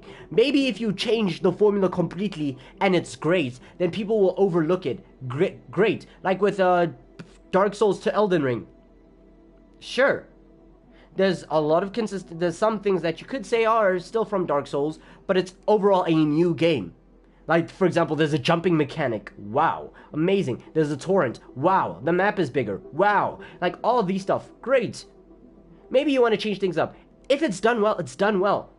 But you need to, I don't know, you need to have a control group before you actually release it out to the public. Like, maybe create a side game before you make it a main game. For example, with Elden Ring, to find out what works and what didn't, they had Bloodborne and they had Sekiro in between Elden Ring and Dark Souls 3. So they had those two games to at least make sure that, oh, this is the game, this is the game, this is what worked, this is what the fans were most receptive to. Yay, let's take this. Sekiro, people seem to really like the jumping mechanic. Great. With Bloodborne, they really like this aspect. Fuck, they even like the pizza wheel from the DLC. Let's take those things, add it into Elden Ring. Boom. Bob's your uncle. There. Perfect. So even if you're tired of reusing the same formula, just remember who is consuming your product. And plus, shouldn't it be better on you if you're reusing the same formula, if you're reusing the same game engine? Mwah. That means you don't have to create things from scratch. At least there's some assets that you can reuse, which means it's faster for you to make the game, and it's cheaper. It's cheaper for you to make the game. While, going for the maximum profit. Because even if it's cheaper for you to make the game because you're using reused assets, then at least fans will see that, they'll consume the product, and you still get the money. You get more money for less effort. Isn't that what most companies want? They want that anyways. They want more money for the least amount of effort. Like, for example, when you look at Elden Ring, you see a lot of spells. The spells that are used in Elden Ring, a lot of them are reused assets from Dark Souls. And when you see that, when you see that, you're like, wow, this is a move from Dark Souls. You can even make a one-for-one comparison where they even reuse the same animation. But you know what? People don't care, because overall, it's a good game. In that aspect, I guess you could say reused assets, where it's the least amount of money for the most amount of profit. It's like it's an infinite money glitch. They're just not listening. They're not paying attention. In the attic during the renovation.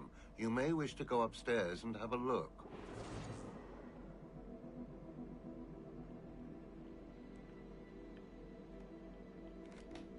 At the end of the day, I guess even the game devs still a business, huh? Yeah. When you're making a game, at the end of the day, it's still a business, right? You're still getting financial backing.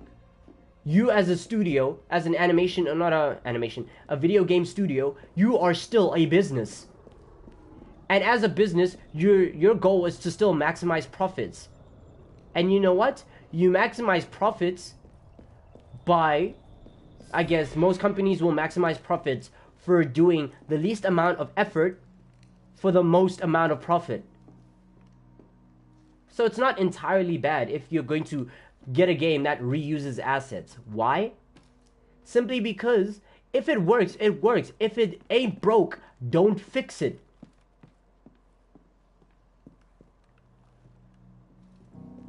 Legacy room, oh, it's over here. In terms of business, reusing the same formula is the most efficient and effective. But in some cases, it could kill the creativity. I agree. That's why a lot of movies are, failing? A lot of movies in the box office. Because I recently watched that video that Moist Critical Penguin Zero Charlie made about why movies are starting to fail now. And I understand it, right? But I think also the problem is them trying to appease to the old fandom without really doing what the old fandom wanted. So it's the whole case of, oh, we're using the IP to bring in the fans, but we're not doing what it would take to keep the fans. And that's their problem.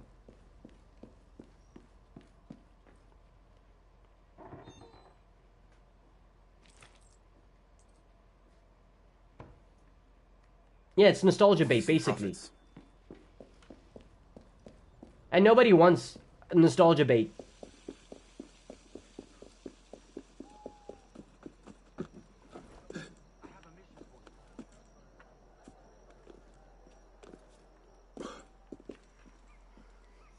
Plus, when it comes to reusing assets for creativity, I think...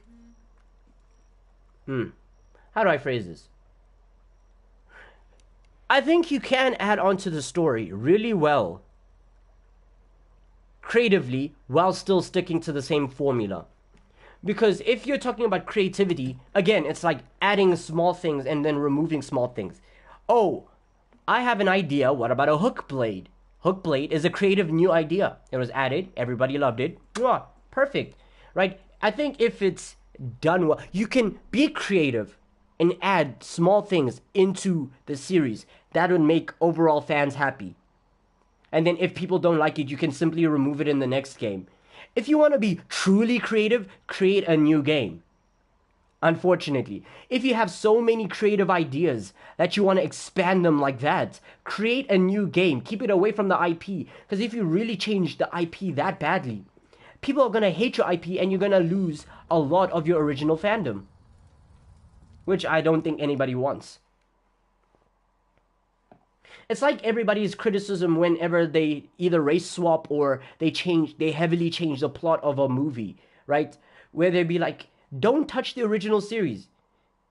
If you have this, if your idea is so bombastic, it's so mind-changing, make it a new IP rather than trying to use an old IP, because you know you're going to upset the original fans.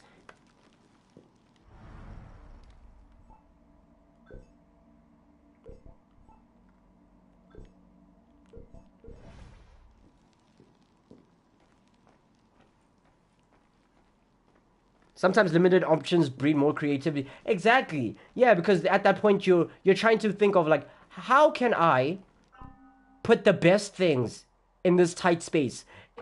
Like, even though there's a square that you're supposed to fit inside, you're like, how can I fit this inside this square with a rectangle? You know? You somehow are able to put things in that work. Simply just because you've done it well. That limited spacing that you have will make you think in more creative ways. Because nobody's asking you to reinvent the wheel. Trust me, we do not care. We just want to make that wheel faster, more efficient. Parishioners found a body in Notre Dame today.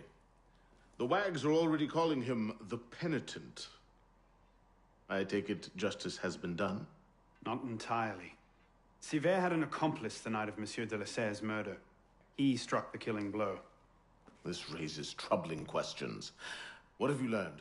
He was working with a man called Le Roi des Thunes. The King of Beggars? Are you sure? You know him? Of him. The beggars pay him tribute. The man himself is a ghost. We've sent 3 assassins after him. He looks familiar. First 2 found notes. He looks like a real-life The third actor. Never returned. I can find him. Sivert met with one of his lieutenants. I owe it to the memory of Monsieur de la Serre to uncover the truth. Perhaps you can at that. You've proved yourself a true assassin today. And a true assassin must have the proper tools. So the concealed blade and the smoke bombs were just what you had on hand then? The Phantom Blade. A modest little update from the traditional. A lot of these dudes look like real-life actors, not gonna lie. I agree. You may not wish to get too close to your enemies. Now then. Assassin. This council charges you to go to La Cour des Miracles. Find there the Templar agent, Le Roi des Thunes. Learn his secrets, and bring him peace.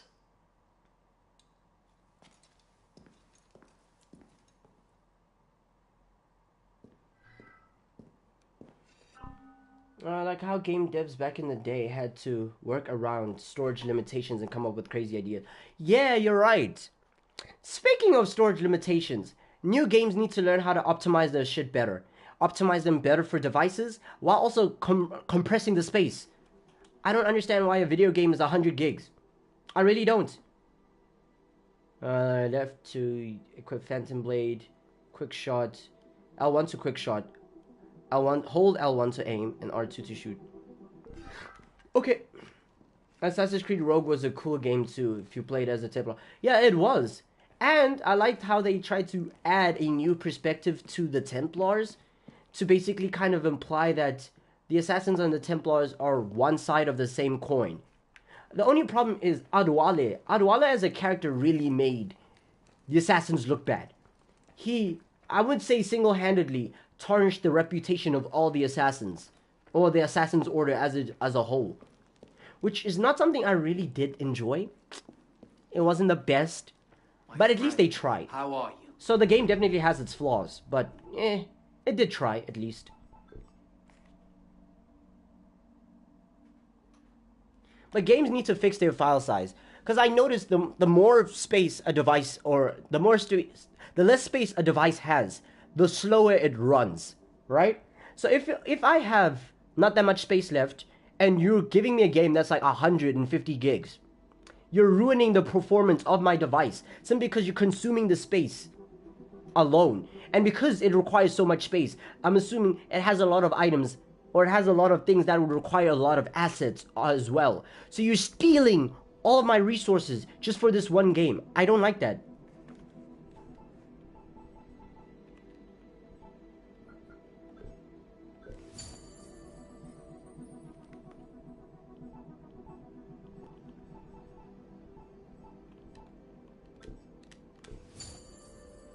They just need to learn how to compress games again. Cause trust me. I'm pretty sure fans can wait. Fans of a series, I know you guys might have a deadline, but trust me, the fans of a series can wait if it means less space being wasted. I swear.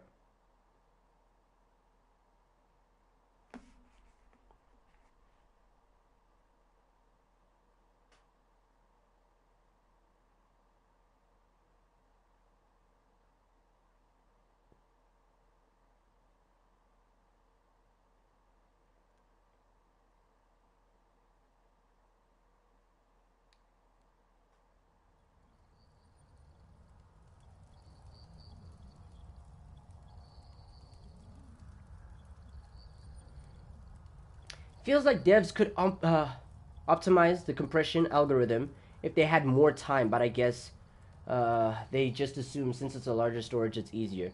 Yeah, I think every single time the whole idea of compression of files, it's always brought up that, oh no, it's probably just because of a time crunch that they don't have time to optimize everything. And I'm like, shit, take as much time as you have, bro. Just tell the shareholders that, hey, we have to take a little bit more time just to optimize the game because it seems like your customers don't really appreciate it. Like shit, Forspoken, as bad of a game as it is in terms of the story, I might have just indulged it if it didn't require, well, one PlayStation 5 exclusive, but let's entertain the idea that I had a PS5. I would get the game if the game didn't cost so much. I think it cost 100 gigs just for this one game, despite not providing all that much. Like Elden Ring cost less space, despite having a larger map and more assets. So, you're really not enticing me with a game like that.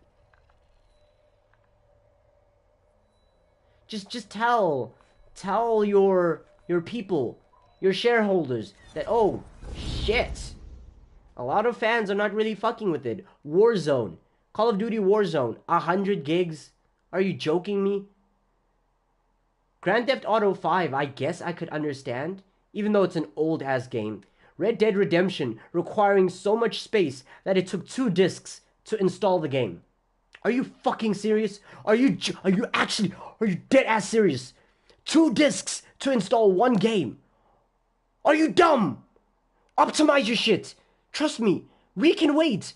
And I swear to God, Grand Theft Auto 6 is going to be the exact same. It's going to be the exact same. Requiring two discs, maybe even 3, just to install that game. Like, are you joking? Please. Stop treating me like a bitch. Take me seriously. Deadlines are a different story entirely. Look at Cyberpunk. Cyberpunk was trying to rush its game while also extending its deadline, which is weird. It's like even as you extended the deadline, you gave yourself... Cyberpunk was interesting because they would give themselves an extended deadline while also giving themselves a deadline that is very close. So it's like, oh, give us until next year, March. But they'll ask you that in October. So October, November, December, January, February, March. So they ask themselves for like a 6-month extension. And you're like, bro, you're not giving yourself that much time. 6 months is not that much time, especially if it's game development. So why are you giving yourself such a narrow time extension? Just say, we'll give you the game when we're done with it. It's like, I'm sorry, the game was supposed to come out at this point. We haven't been able to do that. We're trying to fix things, trying to make the game good. So we'll give you an update when the game is done. Leave it at that. Even if you don't tell us when the game is going to come out, just say, we'll let you know when the game is done. Done. Perfect. Most people can wait. Trust me, we can wait. I know TikTok has made our attention spans absolutely minuscule, but we can wait. Just tell us. The game will come out when it comes out. And we can wait. Because what's that one quote? A rushed game is a rushed game will always be a bad game. But a good game is the one that waits, or whatever that quote is. That is a good quote. Whatever it is. But don't rush the game. Don't give yourself such a strict deadline. Just wait. We'll wait. It's fine. It's fine. Take your time. Take your precious time. It's okay. Okay? Great. Like with Elden Ring. Take your time with that DLC. It's fine. We can wait. Because if the game is good, we'll buy it. We will compensate you financially for all that time wasted on the game. Because if it's a good game, like God of War Ragnarok, like Elden Ring, you know how many sales those games got. Why? Because they took their time, spending their time fleshing out that game. It's a good game. Lovely. Take your time. We'll buy it anyways. In fact, more people will even buy it. You'll make that money back. Your shareholders will be happy with how much profit you'll have. You will be breaking records. Remember, God of War has a record for fastest selling title of all time.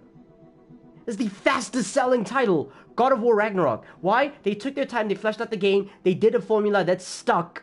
It was a good formula, they added some extra stuff, and what? It was a good game, great story, it sold, fastest selling video game title of all time, within a week. Same thing with Elden Ring. Elden Ring has I think it was the best selling title in a month, either in a month or in a week of all time. Imagine!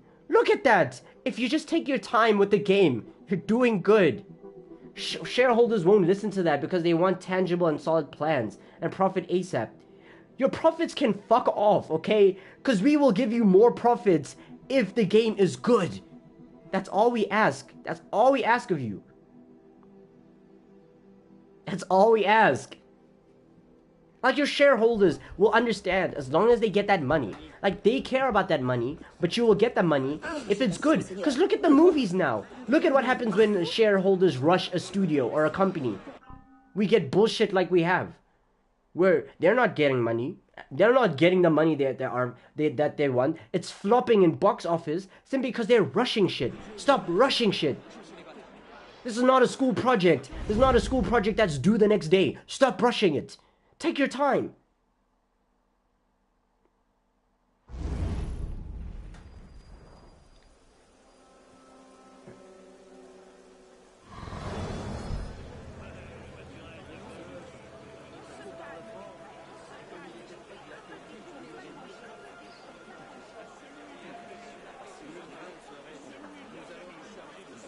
No, hold on. Deadass is so stupid. If they actually let the games cook, they could make so much more money. That's what I'm saying. They could profit so much, and they just don't. They choose not to. Why? I don't know.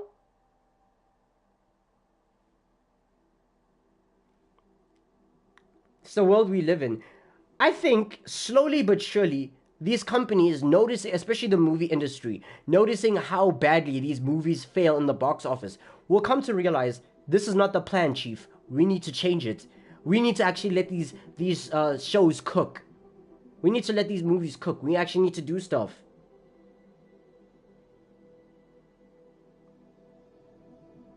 Because look, it says here, God of War Ragnarok marks the history of video games by signing a record start. Where does it go? Let's see. So, let's see. It says here, God of War Ragnarok had scored the biggest launch in console history with over 5.1 million first week sales. Why? They let the series cook. They let it cook. They let it cook. They marinated. They just did everything that they needed. They added the seasoning. They did everything that they needed to. 5.1 million sales in the first week. So, and that is the best selling in history. And it beat the previous one, which was The Last of Us 2. I still haven't played the game, so I can't give my opinion on that, whether or not it's deserving of such a high ranking. But regardless, regardless, even if that's the case. The fact that it broke a record like that, it's simple, just let it cook. Now let's see what Elden Ring's records are. Elden Ring records. Because I'm pretty sure it's also broken records as well. Okay, of course it won Game of the Year. It won Game of the Year a whopping 324 times, beating the previous record that was set by The Last of Us 2 in 2020. Damn, The Last of Us 2 had the best selling of all console, like in all consoles of all time. And it had best Game of the Year of all time? Okay. Let's see, what other records did it break? Okay, so Elden Ring has officially broken The Last of Us 2 and The Witcher 3 records for the most Game of the Year awards. Wait, really? I thought God of War Ragnarok did. Because I remember during that situation with the Elden Ring and the Game of the Year, God of War was the one that was sweeping every single award. Oh, the award goes to God of War Ragnarok. God of War, and that's why everybody, well, not everybody, but a lot of people, myself included, were surprised when God of War didn't win Game of the Year, because it won almost every other category, like in terms of storytelling and stuff like that, and yet it didn't win Game of the Year. And I was like, how the fuck does that make sense? But yeah. How many games did it sell? Let's see, 2 million units. More than 2 million units worldwide. See, and this is what happens when you trust. When you trust in the process, you get a good game. But no, these people don't like that. They don't like good games. They just want profit. They just want to rush things. And look at how that shit turns out. Cheer up. It's not the worst posted. I was in the colonies a few years ago. Now that was ugly. Just keep one hand in your purse. Woo! There's a lot of people. Oh, I'm looking for a target. Corporate greed is doing too much. Yeah, fortunately, the greed is destroying them as well. You're being destroyed by the very greed.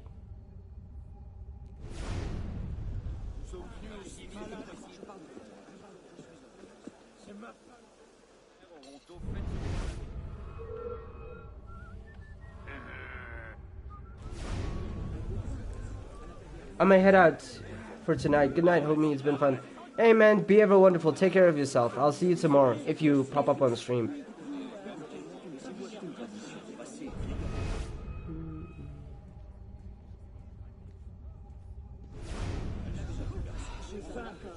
Nous sommes d'accord.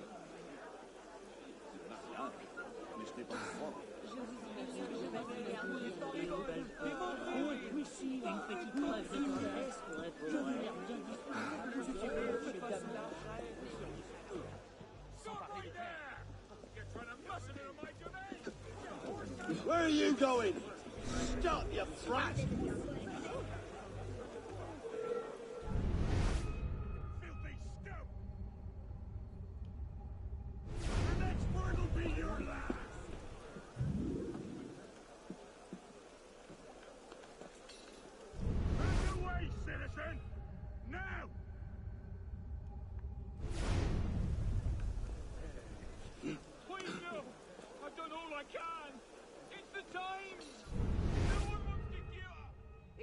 Doesn't care about excuses.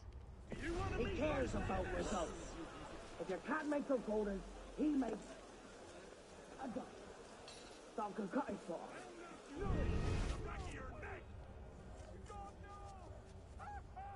Ow, ow, ow, ow, ow.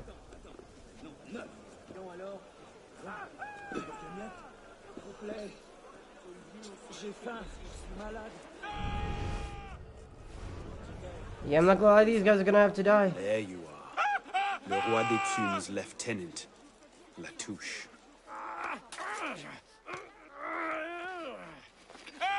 Ah! Shit! Oh, I wouldn't do that. Look.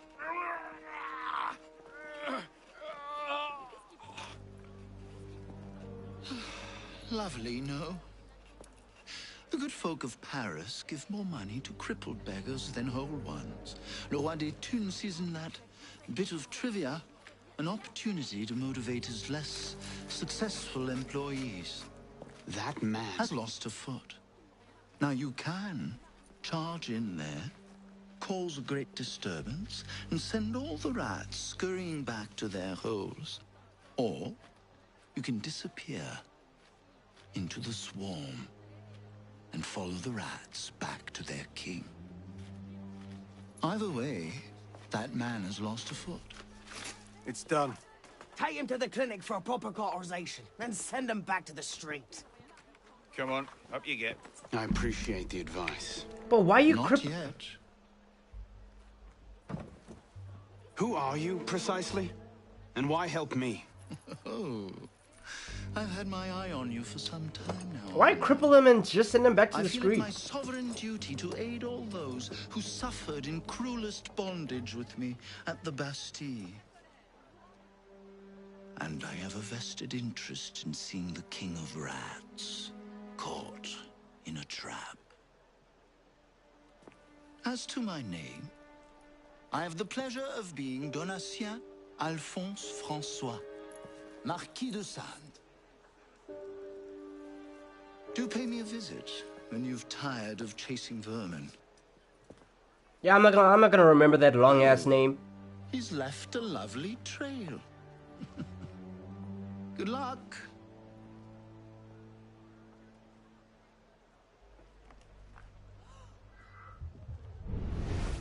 Nights are getting cold again. You don't seem worried. I know where the chimneys are. What chimneys? The ones his Grace had put in when he took over down below. Sleep on one of those, you'll be as warm as a baby.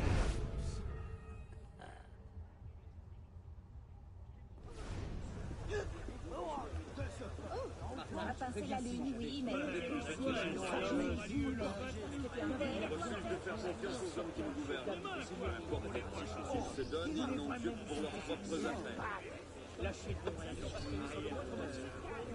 On fera casser le crâne.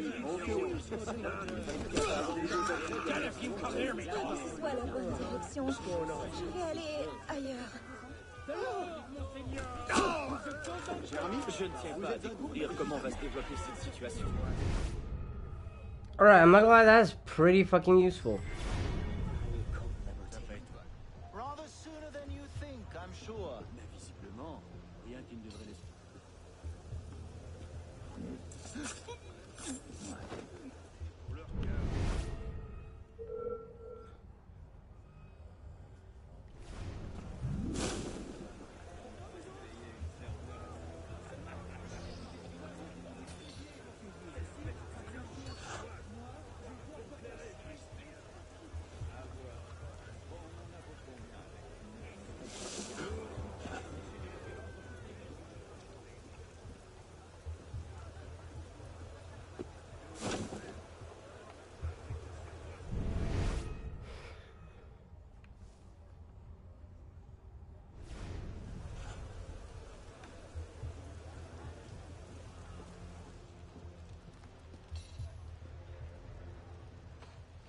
Fancy a drink later? Do I know you?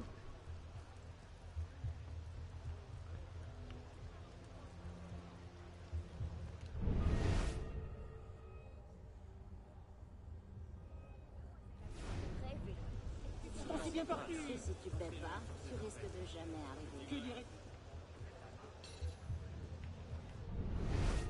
Is it true what he did to Thierry? I remember the man's screams and how long they lasted.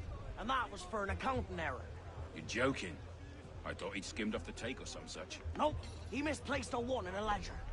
Right. Double time it is.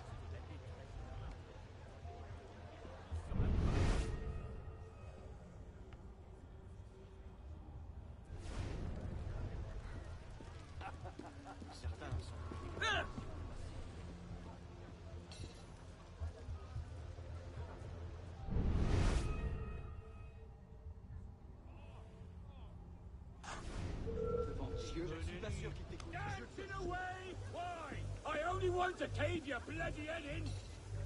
Si notre mère en parler. Come here, you! Not Like you need a front and feet in. Voilà ce que tu vas être, messire. Qu'est-ce qu'on se mange Oui, je veux. Embarrassant. Jesus Christ, alright. Let's see.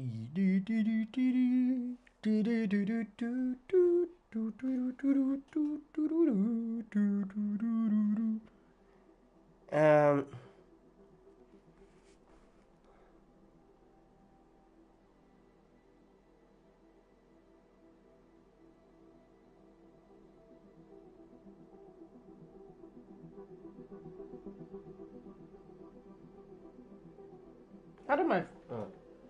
alright. Miss Brown. Oh, Lady Brown.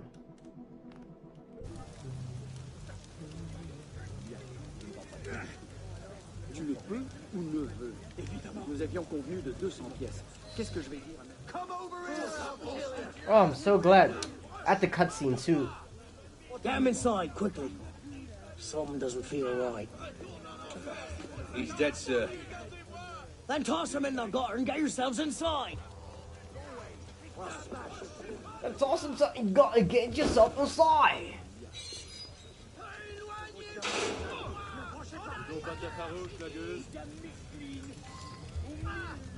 Ton serment, si tu te fatigues. Débrouille-toi avec Give me a Je me sec. suis pas engagé auprès de lui. After this mission, I'll probably end the live stream there. Cherry bomb. Si notre mère entendait ça, elle est si fière de son cadet. Il sait très bien.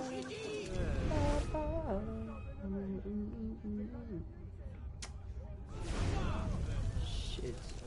Et vous tiens mon sang. N'approchez pas. Rien. Mon Dieu, gardez-moi.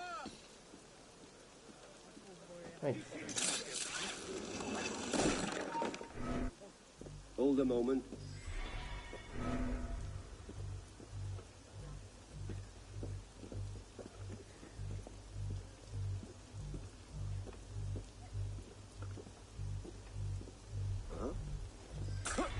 Jeez. Don't slide off.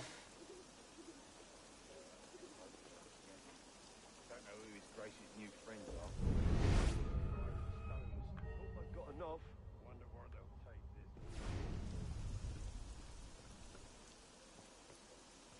I thought that was a bell. Alright.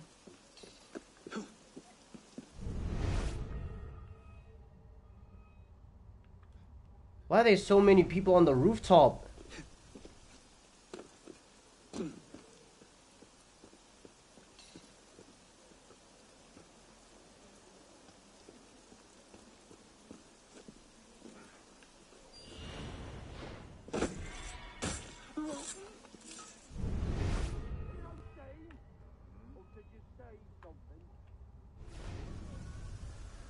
Oh, they're in the building. There's a cherry bomb there.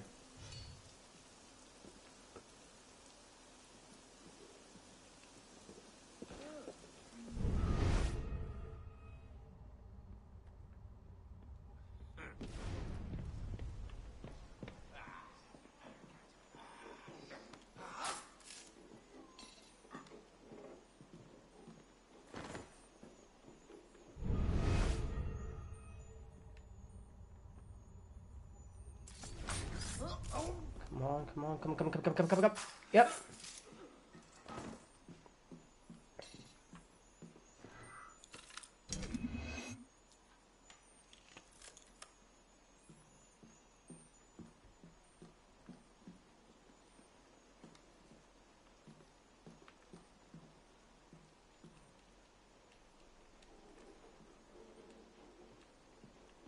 Oh, wrong side. What?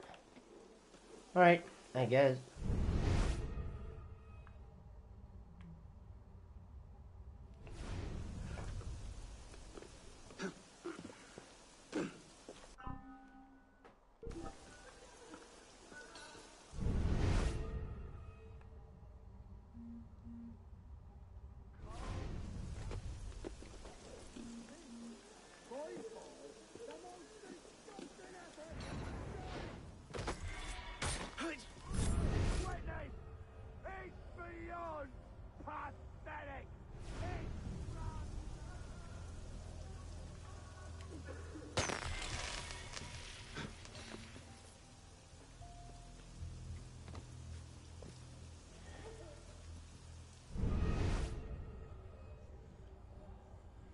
Bro, turn around.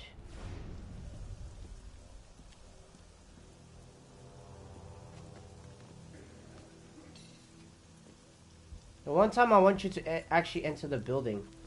What's the order for the unfortunate in bed 6? Horribly burned in a fire that killed his family and drove him mad.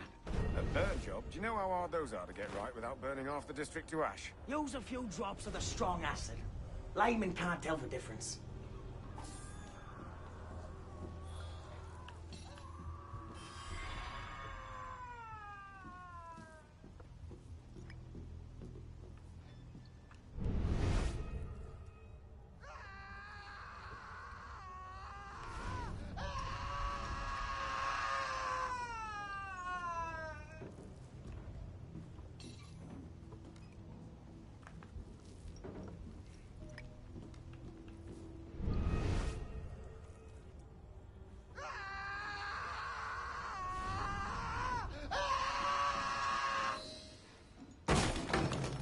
Amen. No!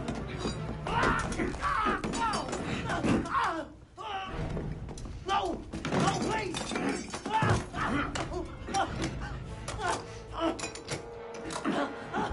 Give me Le Roi des Thunes, and I'll spare you your life. The catacombs! He's in the catacombs beneath the old church! Latouche, I expected a stronger spine than yours. What will your master say? Oh, God! Lord, help me!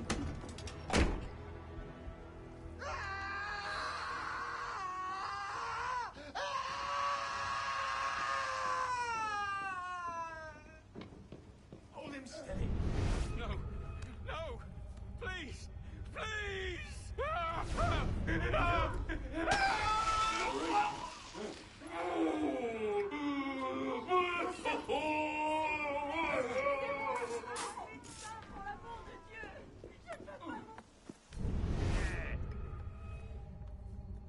Whoa.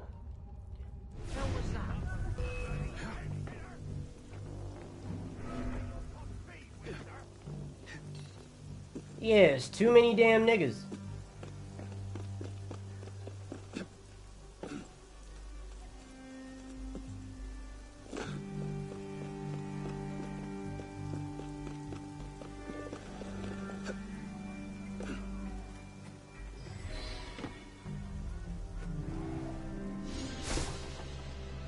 Amen.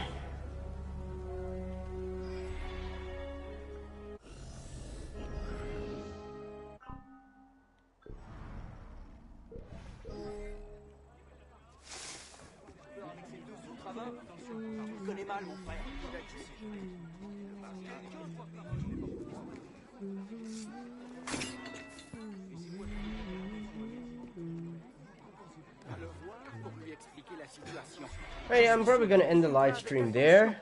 That said, I had fun. Hope you all had fun. Subscribe, hit the notification bell if you haven't already.